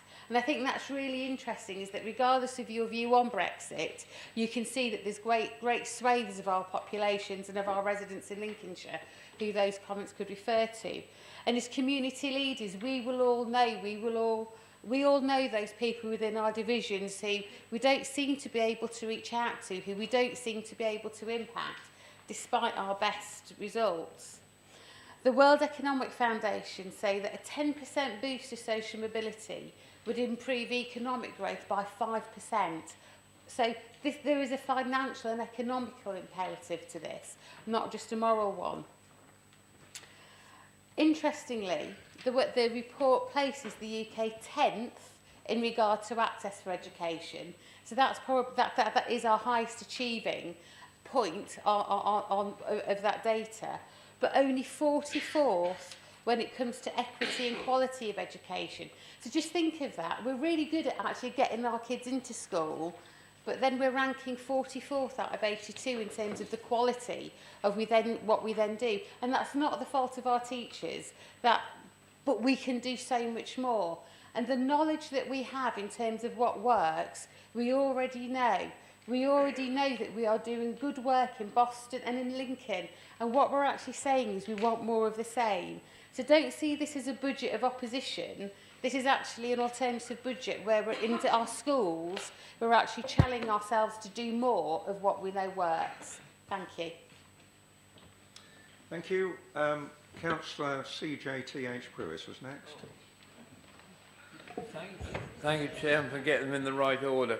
I'll try and be fairly brief, and to help Robin, I, having been born in Britain, I tend to think not very well in English, but if I have 24 hours in Germany, I think in German, but I don't yet think in Finnish and Hungarian. And we've got to remember that in 1586, Elizabeth I ran the entire country for a total cost of £880,000. Goodness me, if there's a referendum to go back to pounds, shillings and pence, I shall vote yes. There are attractive ideas amongst this, in particular the idea, we know that how, if really good exhibits have moved around the county and the country, we all know from our own experience a few years ago just how many people have come to visit a town where they did Lincoln. But my main concentration is going to be on the fairer funding formula. Now, we've all thought the fairer funding formula until recently meant that money was going to be chucked back at the rural shires. That appears perhaps now to be less likely. And Martin's mentioned the the leader, I'm supposed to be formal. Martin has mentioned the £116 million, or maybe it's 144 million, but even if we take it 116 million, that means compared with the average authorities, we are underfunded by governments of all persuasions by £150 per capita, man, woman and child, compared with other places, which just ain't fair. If we really, really, really want to achieve something and have money thrown at us, we need to create 7 marginal seats in this county, and governments will throw those new notes with JMW Turner on us like we've never seen them fluttering down before. But I believe that the uncertainty of the fairer funding formula at the moment, and reluctantly I agree with this, we have to be ultimately and very, very prudent, and to make sure that when this fairer funding formula comes to us, perhaps in 2028 if we're lucky, we need to be heard clearly, and on that particular subject we have to speak with one voice very clearly, and hope to goodness someone's listening. But up till now, no government of any persuasion has ever listened to us, unfortunately. Thank you very much, Councillor Brewis. Councillor Killy, you were next. Thank you, Mr. Chairman. Whilst Sarah talked about world figures in relation to international economic inequality, and we all know in terms of what's happening nationally in growing income and wealth gaps between the rich and poor, I just wanted to add a little bit of information about a local picture. And I just wanted to talk about the ward that I represent, which is not 1,000 miles down the road from here. And basically what I've seen after being a councillor for 2.5 years is a picture of not just economic poverty, and obviously when we talk about poverty often people just think that's in terms of what people can buy in relation to houses, cars and other consumption goods, but other forms of poverty which really do impact on a day-to-day basis on the life chances of those people. I see it in terms of the houses of multiple occupancy that many people have to live next door to, and I don't have any problem with houses of multiple occupancy if they are properly regulated, and that is now beginning to happen. But with houses of multiple occupancy, you have transient populations, you have more issues with antisocial behaviour, so you have quite a lot of antisocial behaviour. You have problems with access to public services. So in one of the areas that I represent, one of the stagecoach is going to cut the bus service through an estate, which means that people within who find mobility an issue have increasing problems. Poor quality housing. I could go on and on and on about this. And really, being an economics teacher for 30 years, I do understand the point of having to balance a budget. But I do actually wonder at some point when balancing the budget and the amount of reserves becomes an end in itself, and as one of my fellow councillors said, I think that people pay their council tax, it was Rob, to see what services are delivered with that. So I just wanted to add a bit of a local flavour of what I've seen in the last 2.5 years. Thank you. Thank you for that. Councillor Tricia Bradwell, OBE. Thank you, Mr. Chairman. Well, I was going to talk about social mobility, but then after Julie talking about issues like that, which I have to say, Julie, are mainly the City Council's problems, housing, multiple occupancy and things like that. The City Council have a duty to do that. That isn't the County Council. I will hold our hand up that we deal with education and all sorts of other things, which I was going to talk about. Obviously, quite acknowledge, there is the issue across the county with social mobility, and I believe we are making inroads. And actually, we've spoken about health visitors very much incorporated into our early health teams and are working with vulnerable families. And we are a very good, outstanding authority on children's services and that. And I know that people will say you can't ride on that, but even our health visiting service is acknowledged across the country as being one of the best. Talking about schools and the projects we've done in Boston and Lincoln, yes, they've worked very well, but what we need to do now is analyse whether both of them have been a success. It would look as though they've been a success. Exam results in Boston, Haven Academy have really, really rocketed, and some of those young people are looking to go on to do A-levels. So, but we can't just go on, just expanding it. We do now know that we're going to do this piece of work, and then we'll look at where we go next. I know East Lindsey very well, and that was one of the places I wanted to go before Lincoln, to be honest, but Lincoln was chosen. So I think we are in the process of doing it, but I think also members have to understand that we are not funded for school improvement anymore, and the work we've done has been from an underspend within children's services, that we've been able to do that. The government are actually going to look at small schools, and I'm actually going to a meeting with Nick Gibb in Sheffield in a couple of weeks to understand what that means, because we do know our small schools are vulnerable, and lots of people around the county in the rural areas will have them. So I can understand what you're saying in your alternative budget, but I think we are doing what we can do, and we have to understand that the government's got to push towards teaching schools, and we're going into teaching hubs. We need to understand how that's going to help, because if the government are driving the funding in a different direction, we need to pick up on that funding before we actually start using our own funding. There's no point in letting that go to waste. So I think we are doing a good job. The Children's Scrutiny Committee gets regular reports on all these things that we're trying to do, and I think we're doing the best that we can do.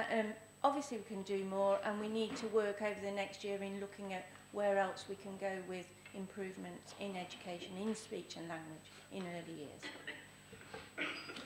Thank you. Councillor Worth, you were next. Councillor Nick Worth.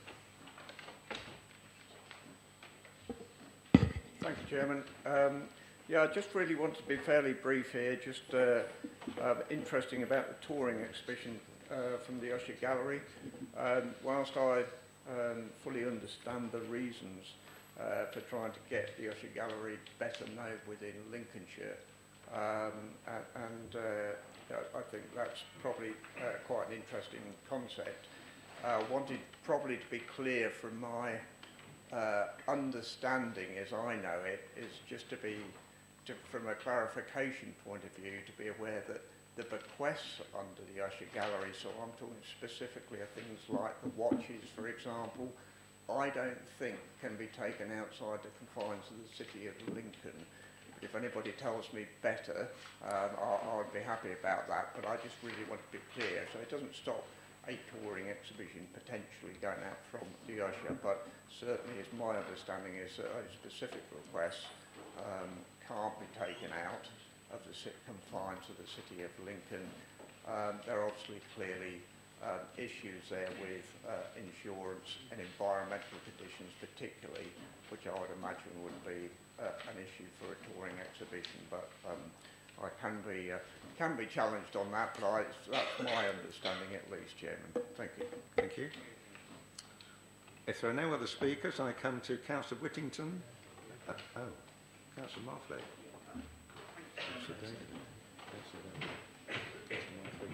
I think really I'd just like to say that what has been put in the budget, there is some fantastic stuff there.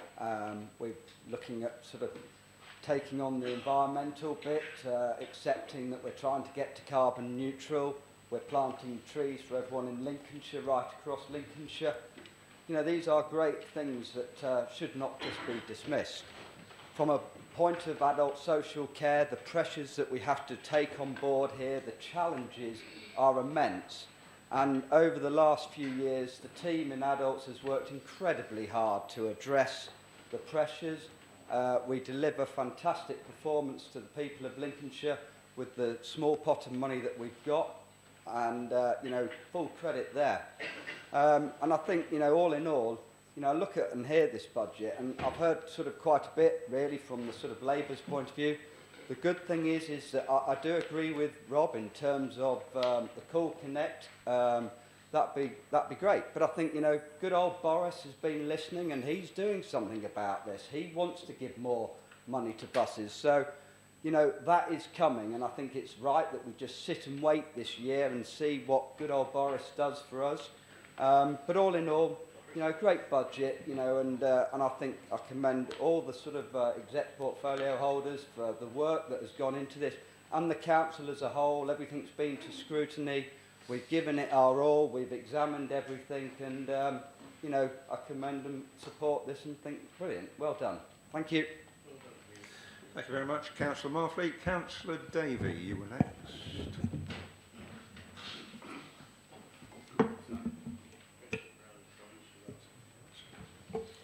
Thank you, Chairman. Absolutely, following on from Councillor Marfleet, I think this is an exceptionally good budget for Lincolnshire. It builds on the work that has been undertaken over the last few years, and I think today's announcement, obviously it's taken a year to get here. We start the process straight after this budget for next year, looking at all the circumstances and working with government to lever in as much money as we can into the county. I would say from an economic perspective, the commitments to the food enterprise zone, to the green agenda, this is all about what we say to people external to Lincolnshire about the quality of our place. And Lincolnshire is a place that is absolutely going somewhere. We are really in a fantastic position. When we talk to investors about Lincolnshire now, this is a place that's on everyone's radar.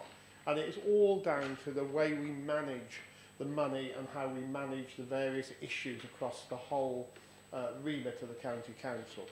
So I strongly welcome the budget today. I think the leader has done an exceptionally good job at balancing all the conflicting demands and issues to come up with a budget which I think is a milestone marker for how Lincolnshire should move forward in the future. So, and I listened carefully to Councillor Parker's amendment, and there's a lot in there that I think will get picked up through the process anyway. You know, we are moving forward. There is a different discussion now about how we move people around that Councillor Davis is doing fantastic work on, and which I fully support.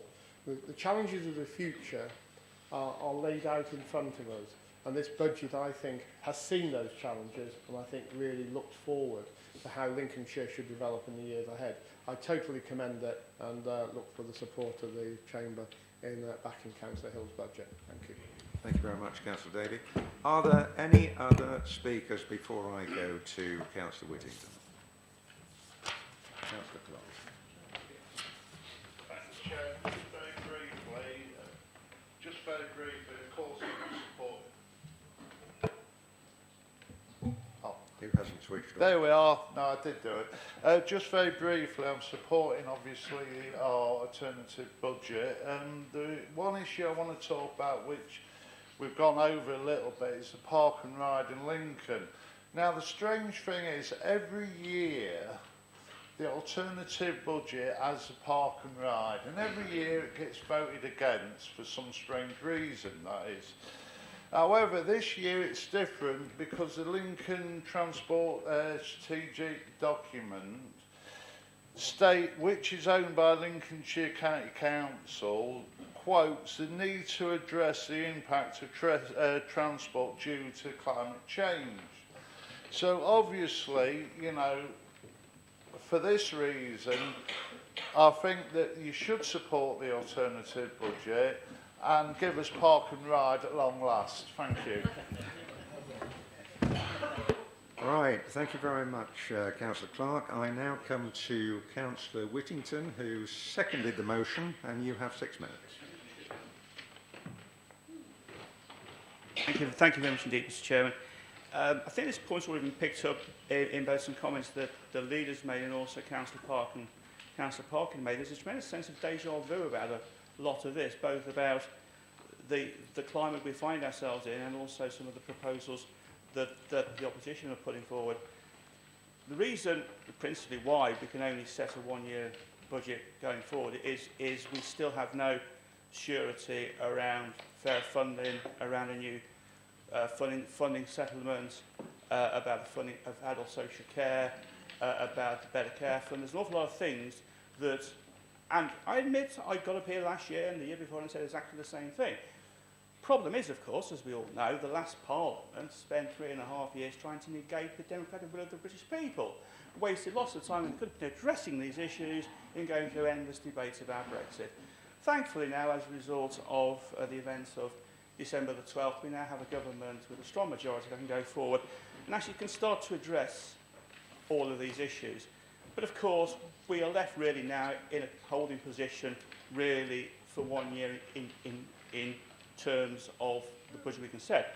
However, the leader has laid out a very, very distinct vision of where we need to be taking this council forward in the next 4 to 5 years, which I think is very, very important. To deal with the issue of reserves, and yes, we have got £60 million worth of reserves out in both financial volatility and the business rates volatility. However, look at adult social care, for instance. Within the funding of adult social care at the moment, 46 million of the total is being funded by the Better Care Fund, and 14 million pounds is, well, nearly 50 million pounds is coming from the extra grant we've got. So 61, same amount, is being funded by items that we have no long-term surety about whether they will still be forthcoming in the future. So if we were to lose those or under any new formula, potentially our entire reserves could be wiped out just like that. And yet Labour want to go and spend, as they always want to do, because they like spending.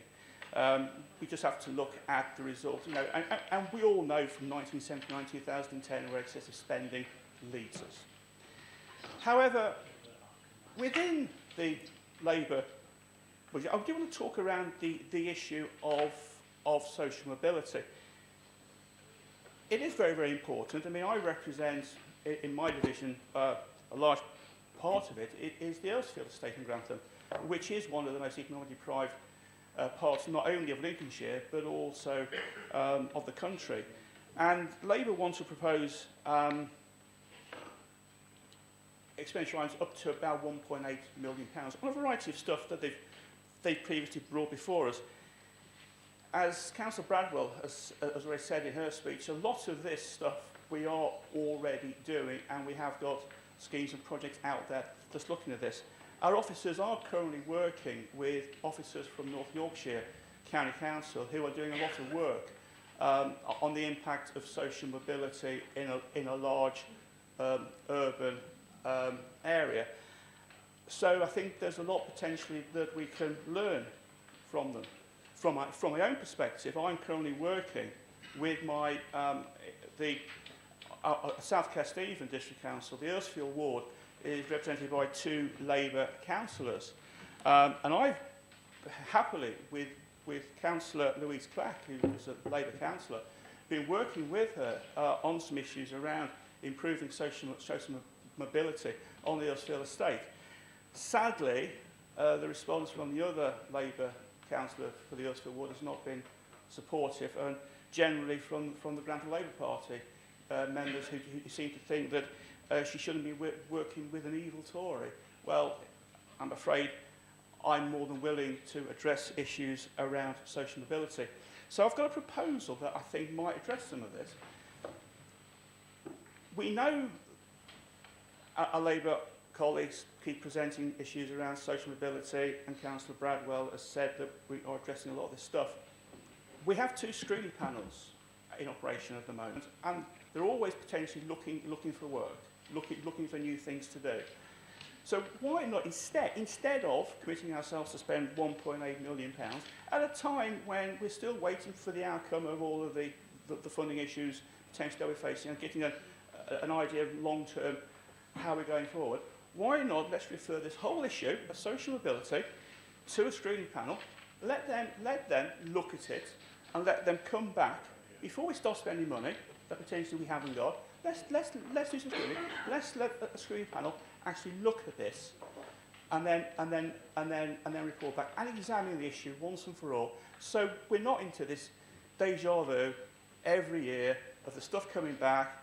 Let's take a proper look at it once and for all, and actually, decide something going forward. Apart Mr. Chairman, this is an excellent budget.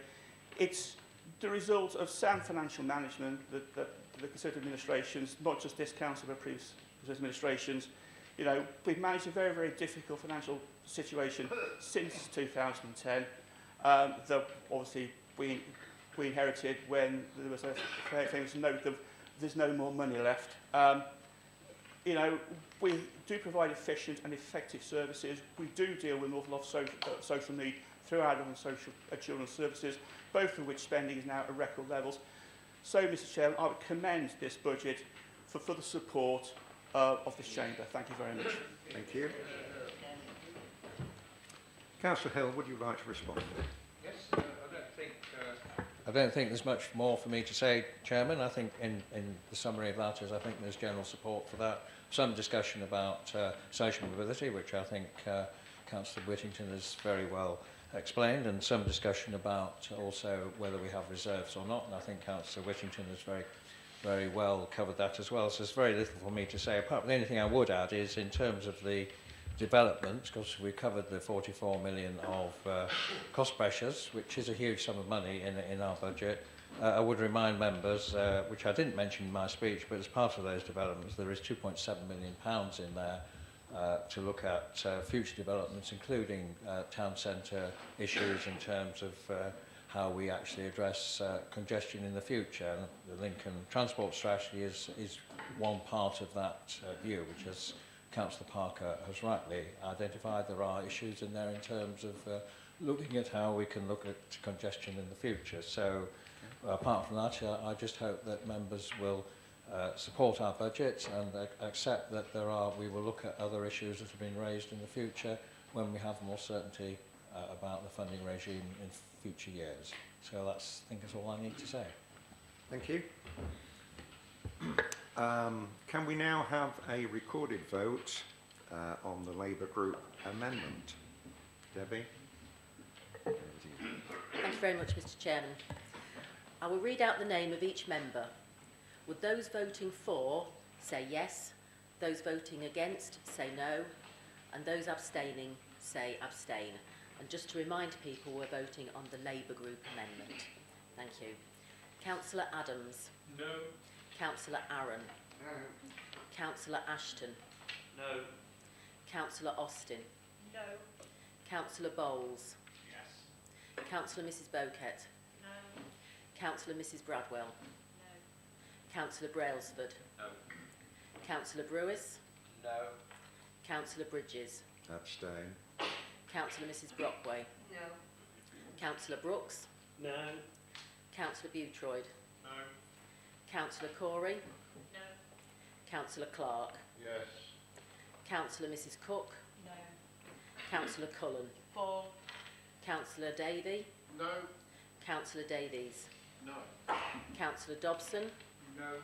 Councillor Fido. No. Councillor Fleetwood. No. Councillor Griggs. No. Councillor Grocott. No. Councillor Higgs. No. Councillor Hill. No. Councillor Kendrick. No. Councillor Mrs Kelly. Yes. Councillor Kirk. No. Councillor Mrs Lawton. No. Councillor Macy. No. Councillor Marfleet. No. Councillor Matthews. No. Councillor Morn. No. Councillor McNally. No. Councillor Mrs Newton. Councillor Oxby. No. Councillor Parker. Yes. Councillor Parkin. Yes. Councillor Pepper. No. Councillor Perrotton Williams. No. Councillor Pole. No. Councillor Mrs Rawlings. Councillor Christopher Reid. No. Councillor Robert Reid. No. Councillor Renshaw. Yes. Councillor Skinner. No. Councillor Mrs Sneath. Councillor Spratt. No. Councillor Stokes. No. Councillor Storer. No. Councillor Strange. No. Councillor Strengle. No. Councillor Mrs Talbot. No. Councillor Thompson. No. Councillor Trollope-Bellew. No. Councillor Whittington. No. Councillor Mrs Woolley. No. Councillor Linda Wotton. No. Councillor Ray Wotton. No. Councillor Worth. No. And Councillor Young. No.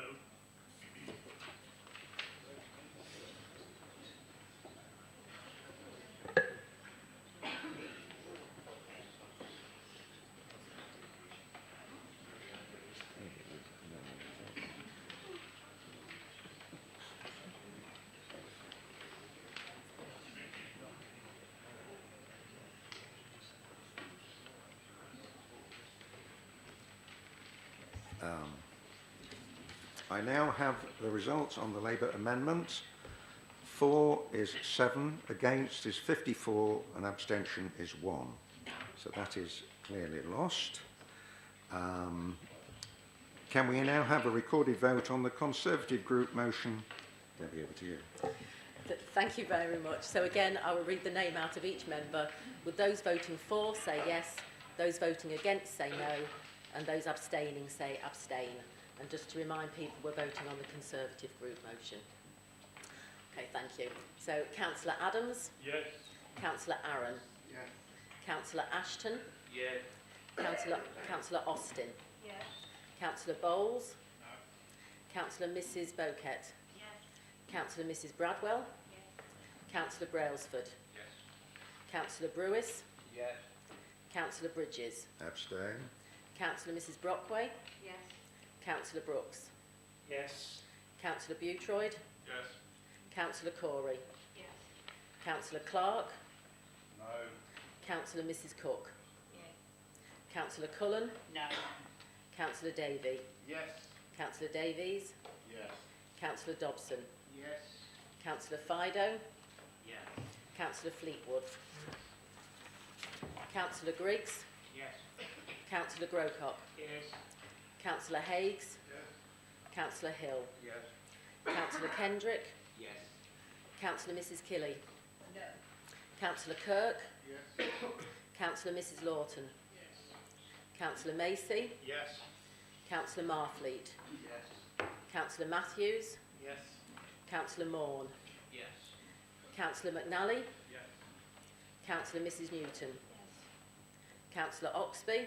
Yes. Councillor Parker. Councillor Parkin. No. Councillor Pepper. Yes. Councillor Perrotton Williams. Yes. Councillor Pole. Yes. Councillor Mrs Rawlins. Councillor Christopher Reid. Yes. Councillor Robert Reid. Yes. Councillor Renshaw. No. Councillor Skinner. Yes. Councillor Mrs Sneath. Yes. Councillor Spratt. Yes. Councillor Stokes. Yes. Councillor Storer. Yes. Councillor Strange. Yes. Councillor Strengle. Yes. Councillor Mrs Talbot. Yes. Councillor Thompson. Yes. Councillor Trollope-Bellew. Four. Councillor Whittington. Yes. Councillor Mrs Woolley. Yes. Councillor Linda Wotton. Yes. Councillor Ray Wotton. Yes. Councillor Worth. Four. And Councillor Young. Yes.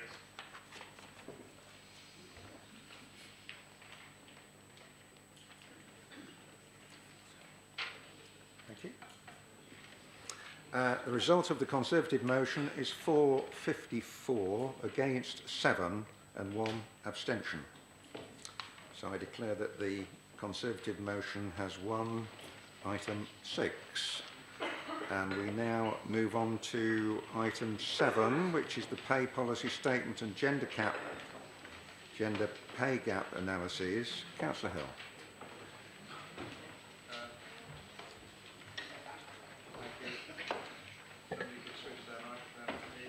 Somebody hasn't Yes, switched their we're away. microphone. Thank Go on. you. We're away. Yes, I'd like to move the pay policy statement and gender gap analysis.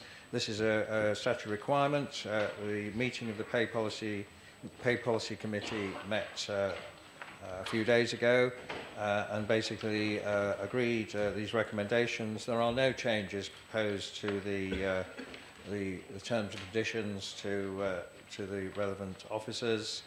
Although, of course, it will still be subject to any pay negotiations. I'm pleased to report that the gender pay gap is, we are still in a very good position on that, and we are doing well. So that I move the motions, I move the recommendations, Chairman. Thank you very much. Is there a seconder to that proposal? I second the motion. Thank you very much indeed, Councillor Young. Are there any speakers on this item? None. Then we shall go to the vote. Those in favour? Those against? Any abstentions? No, so that is clearly carried. Thank you very much for that. As he flips over the page. To item 8. Changes to the Constitution, Financial Regulations and Audit Committee Terms of Reference. Councillor Hill. Thank you again, Chairman. Mostly a technical paper again, no major changes. There are some changes in terms of thresholds of reporting, but apart from that, pretty straightforward. Thank you. Thank you very much indeed. Is there a seconder? Thank you very much. Those in favour? I'm sorry.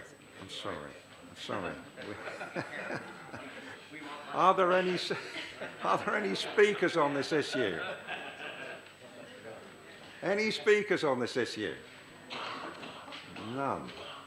So, those in favour? Those against? Any abstentions? That is clearly carried too. So we go on to item 9, appointment to Eastern Shire's Purchasing Organisation, commonly known as ESPO. Management Committee report by the Executive Director Resource has been circulated. Councillor Mrs Rawlins. Thank you, Mr Chairman. This is to from Councillor Boothroyd to be replaced by Councillor Haig. And I'd just like to take this opportunity to thank Councillor Boothroyd for his support during the time that he was actually a member representative, so I'm sure he's very much appreciated. And I know Andrew is enjoying the experience of being my colleague representative at the moment, so thank you. Thank you. Is there a seconder for that proposal? Yes, I'd like to second that, Mr. Chairman. Thank you very much indeed. Are there any speakers on this item? I don't see any hands up. So those in favour? Those against? Any abstentions? No, that is clearly carried. Item 10, motions on notice submitted in accordance with the Council's constitution. Councillor Wharton.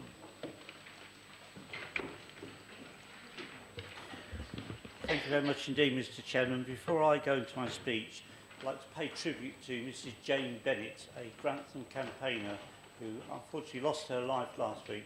She was a dedicated campaigner, a vocal campaigner, which we've known for a number of years, and we will be attending her funeral next week. Thank you. Thank you. Mr. Chairman, I consider myself to be a lucky person, and the reason why is that twice the National Health Service has saved my life. The first time was when I was seriously injured on duty with Bedfordshire Police 21 years ago and ended up in intensive care. The second time, I was even more fortunate. On the 21st of June 2016 at 1:30 in the morning, Grantham Hospital was open and I suffered a heart attack and I was admitted to that hospital. I wish to once again thank the staff who stabilised me before I was transferred to Lincoln Heart Unit, where I received excellent treatment.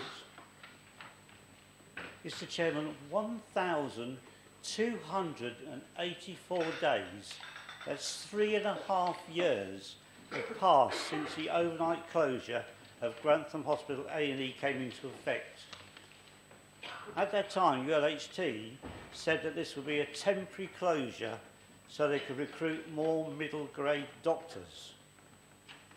The closure was met with outrage by the people of Grantham and led to the formation of several campaign groups. A number of protest rallies were held where thousands of residents and local county and district councillors from all political parties marched through the streets of Grantham to the hospital. A 60,000 petition was raised and Linda and I joined campaigners, including Councillor Charmaine Morgan, to deliver this to number 10 Downing Street. For me, the nail in the coffin came when in 2017 it was announced by the Clinical Senate that they recommended not to change the opening hours on the grounds of patient safety, despite 22 middle-grade doctors being recruited. They urged the CCG to agree on a future model on emergency care in Grantham. Throughout the years of attending board meetings, seeing chairmen and chief executives come and go, many promises have been made that our hospital had a bright future, a bespoke solution, and was to become a centre of excellency for day surgery. There was even talk 6 years ago from a former CEO, Jane Lewington, that a new building for day surgery located where the old hospital stands would be built, but nothing came of it. Mr. Chairman, recently I met Dr. Caroline Johnson MP, who supports this motion. She said my constituencies need a solution now, and I'm working with Gareth to push for an around-the-clock service as soon as possible. Gareth Davis MP said to me, I have recently met with the clinical chair of the commissioning group, the health secretary, and will shortly be visiting Grantham Hospital with Dr. Caroline Johnson. Caroline and I will be working together to get the doors reopened overnight, which is long overdue. This motion also has support of Councillor Kelvin Cook, leader of South Kesteven District Council, who said to me, we need to have a health service that is there for our growing community and supports our residents when they are most in need. It also has the support from the Mayor of Grantham, Councillor Adam Stokes, and Councillor Carl Macy, Chairman of the Lincolnshire Health Scrutiny Committee. I thank them both for their support. Mr. Chairman, the recent healthy conversation closed on the 30th of October 2019. and was supported by most senior doctors, nurses and health professionals. And they were recommending changes to the way care is delivered, including Grantham Hospital.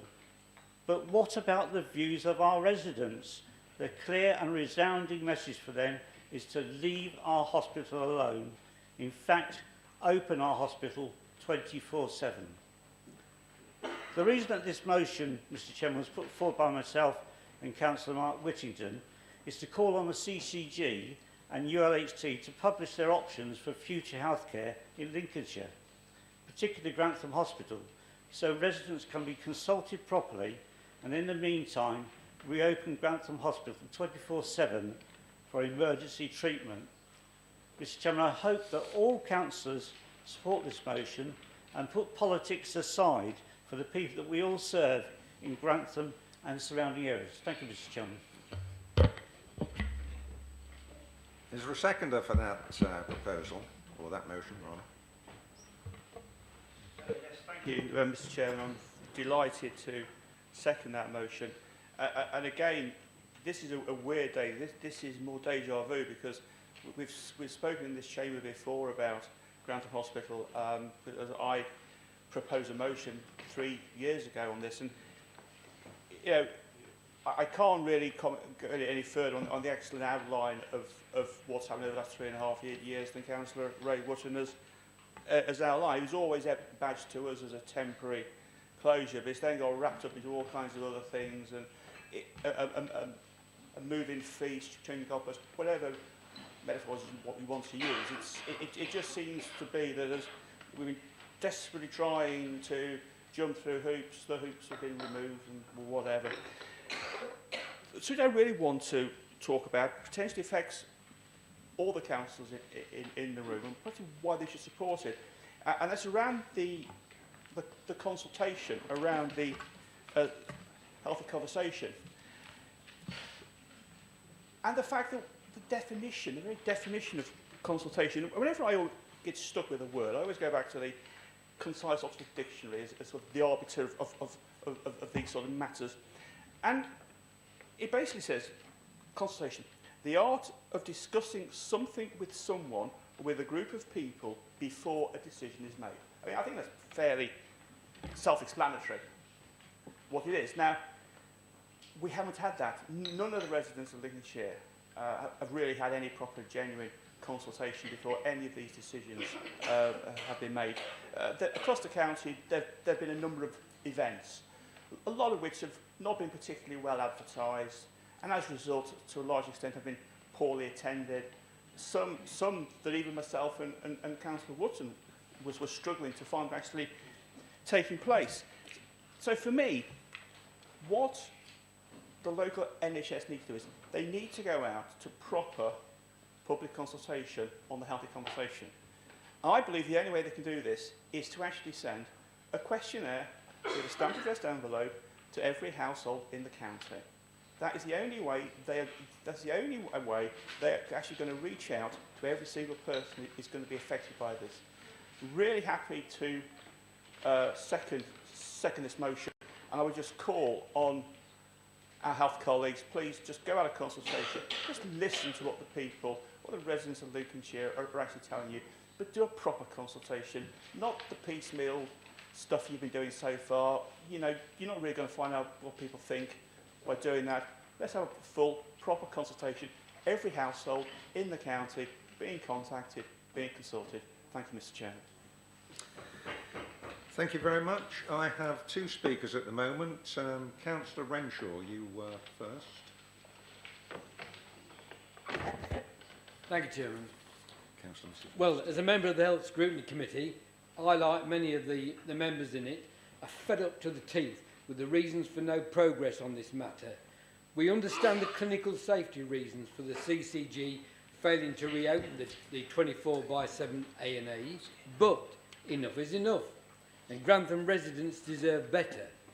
If we don't stand up now, they'll think it's fair game to replicate their abandonment of proper services for all Lincolnshire residents. So support this motion. Thank you. Thank you. Councillor Parker, you were next. More of the same.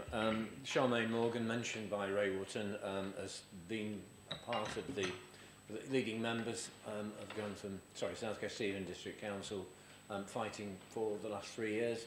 The Labour group on this council will be supporting the motion. Thank you. Thank you. Councillor Macy. Yes, thank you, Chairman. As has been alluded to by Councillor Whittington, I, as the Chairman of Health Scrutiny, support this motion. Residents of Grantham and the surrounding area have suffered for over 3.5 years without emergency care overnight. The committee would like to see emergency care restored at Grantham and District Hospital. Just to give some background, the committee has made 2 referrals to the Secretary of State for Health and Social Care on Grantham A&E. The first in November 2016 and the second in January 2018. The first referral led to an independent report which was published in August 2017 and endorsed by the Secretary of State. This report concluded that it was unlikely the staffing levels required to open Grantham A&E overnight would be achieved. The report also urged the local NHS to consult on Grantham A&E's future. I stress that no engagement or consultation was undertaken by the NHS in response to this report. This brings us to January 2018, when a second referral was made to the committee, by the committee to the Secretary of State on the basis of inadequate consultation. The committee asked the Secretary of State to urge the local NHS to engage and consult on the future of Grantham A&E. However, also in January 2018, the local NHS was required to undertake an acute services review to look at the options for acute hospital services in Lincolnshire.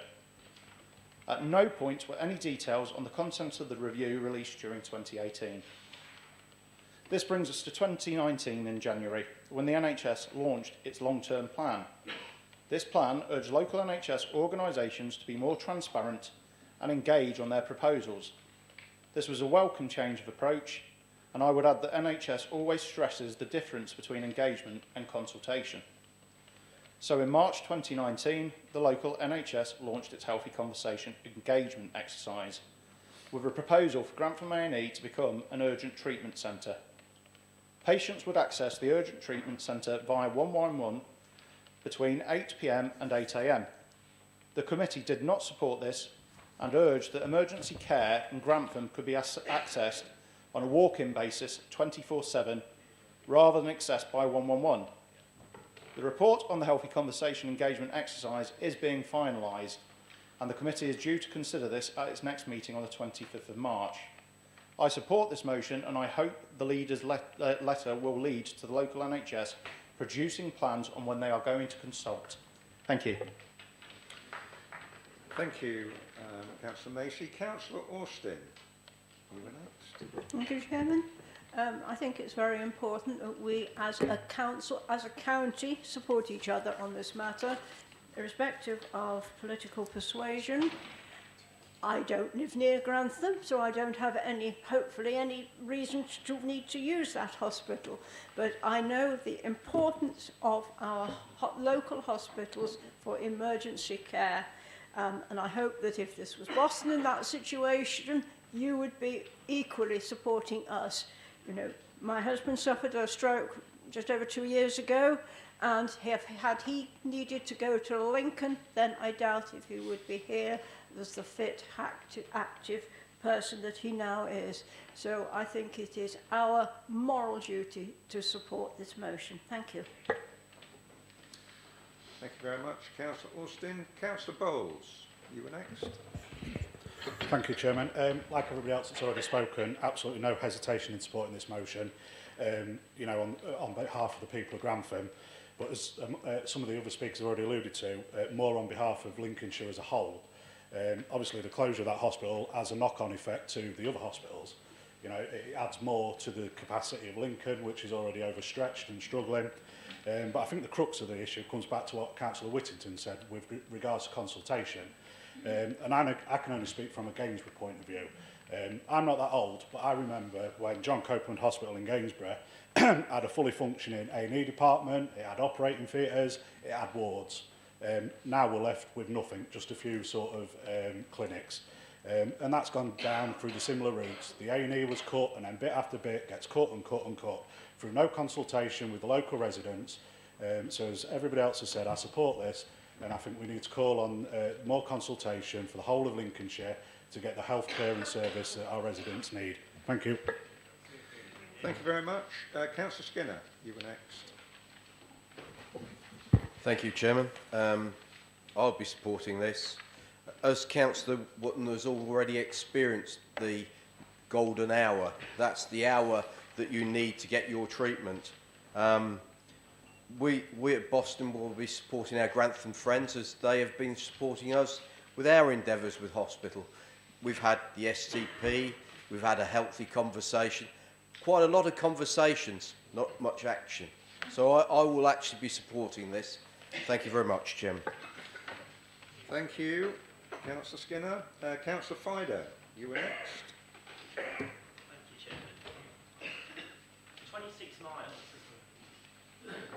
Chairman. 26 miles, Lincoln to Grantham. 32 miles, Grantham to Boston.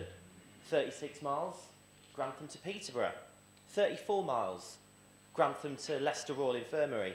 28 miles, Nottingham QMC. 40,000 people living in Grantham. A few thousand more in our surrounding areas. Are we going to sit here and let them down? Lincoln stands in solidarity with Grantham. Thank you. Councillor Brewis. Thank you, Chairman. Very briefly, as the most distant member of all, I'm very conscious of the need to be close.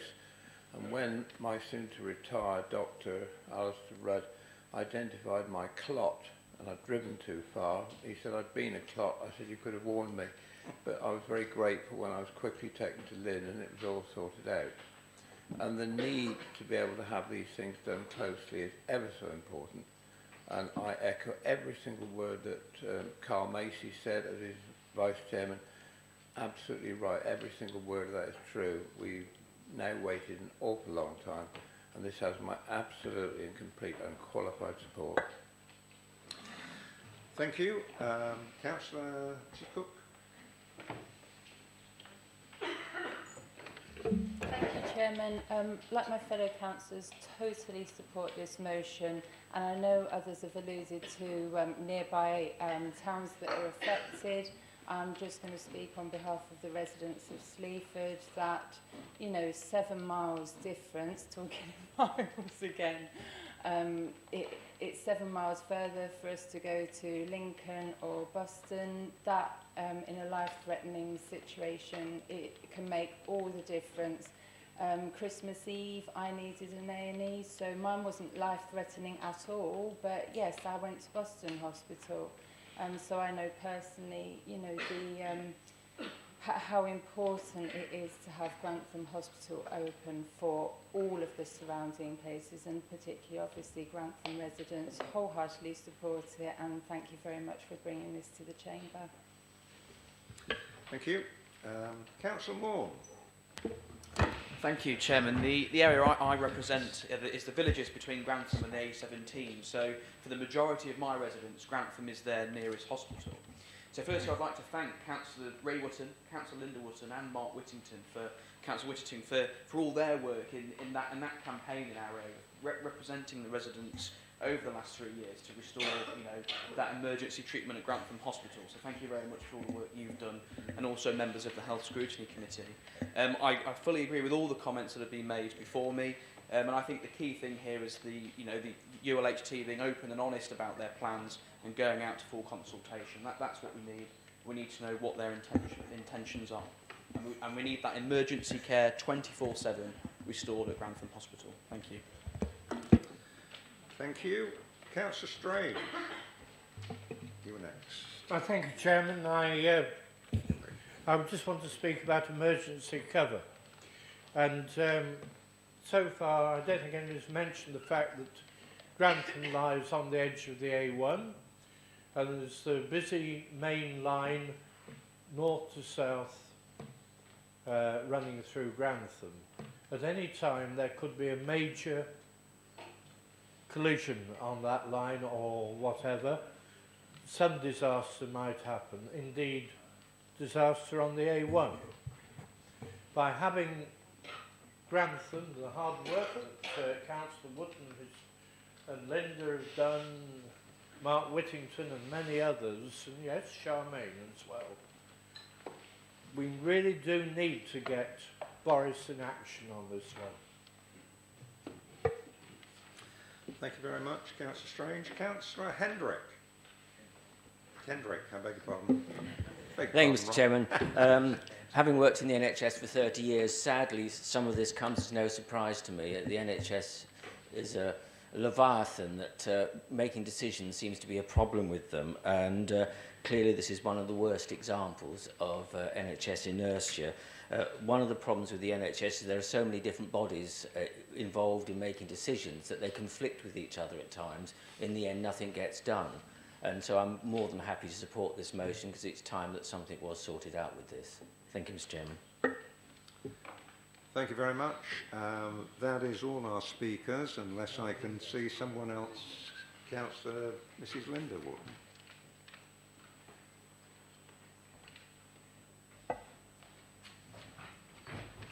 Thank you, Chairman. I think my button didn't like me this morning.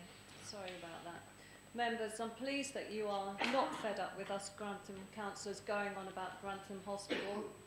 We've had the healthy conversation, as you've heard, and there is some acknowledgement that we and the campaigners have been listened to. After all, it's not much to ask, as we are now going into the 4th year of the overnight A&E service being closed. On page 41 of the report, it states that the people of Grantham want a 24/7 walk-in access to urgent care services at Grantham Hospital.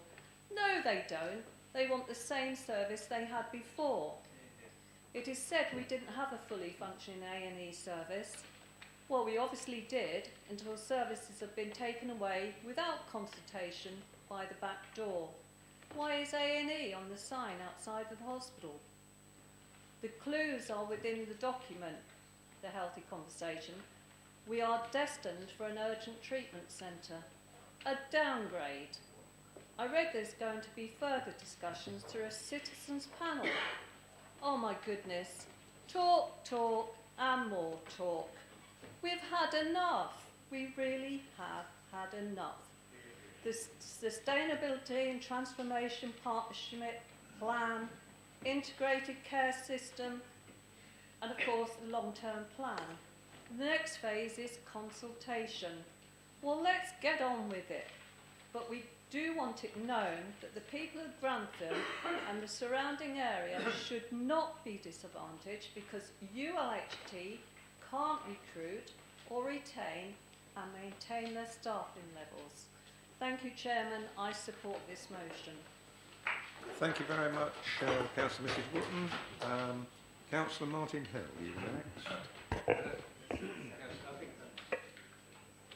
somebody switch their mic on, please. There we go. Yes, yes, I would just confirm that I, of course, will be supporting this motion, and it is almost beyond belief that we are still here 4 years, after nearly 4 years, discussing this. Please, just get on with it, NHS. Let's have the consultation and let's have a solution so that people can walk into Grantham Hospital 24 hours a day and get the treatment they deserve.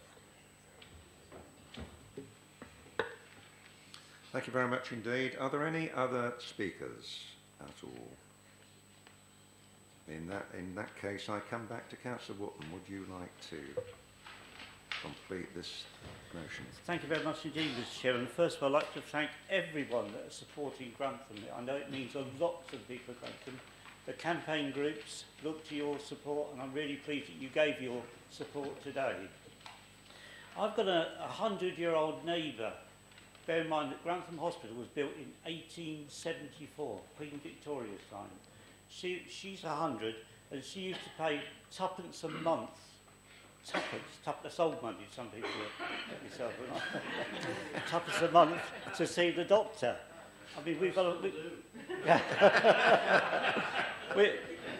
you know, the recent CQC report rated Grantham as good, the best, just like Louth. Fantastic. Whenever I speak to residents about Grantham Hospital, they have nothing but praise for the staff and the treatment they receive. The hospital is a close-knit unit with local GPs and staff working together, who are very proud to be serving the communities of Grantham and surrounding villages. Once again, Mr Chairman, I thank everybody for their support and I move the motion. Thank you. Thank you very much indeed. So if there are no other speakers, we will go to the vote. Those in favour? Those against?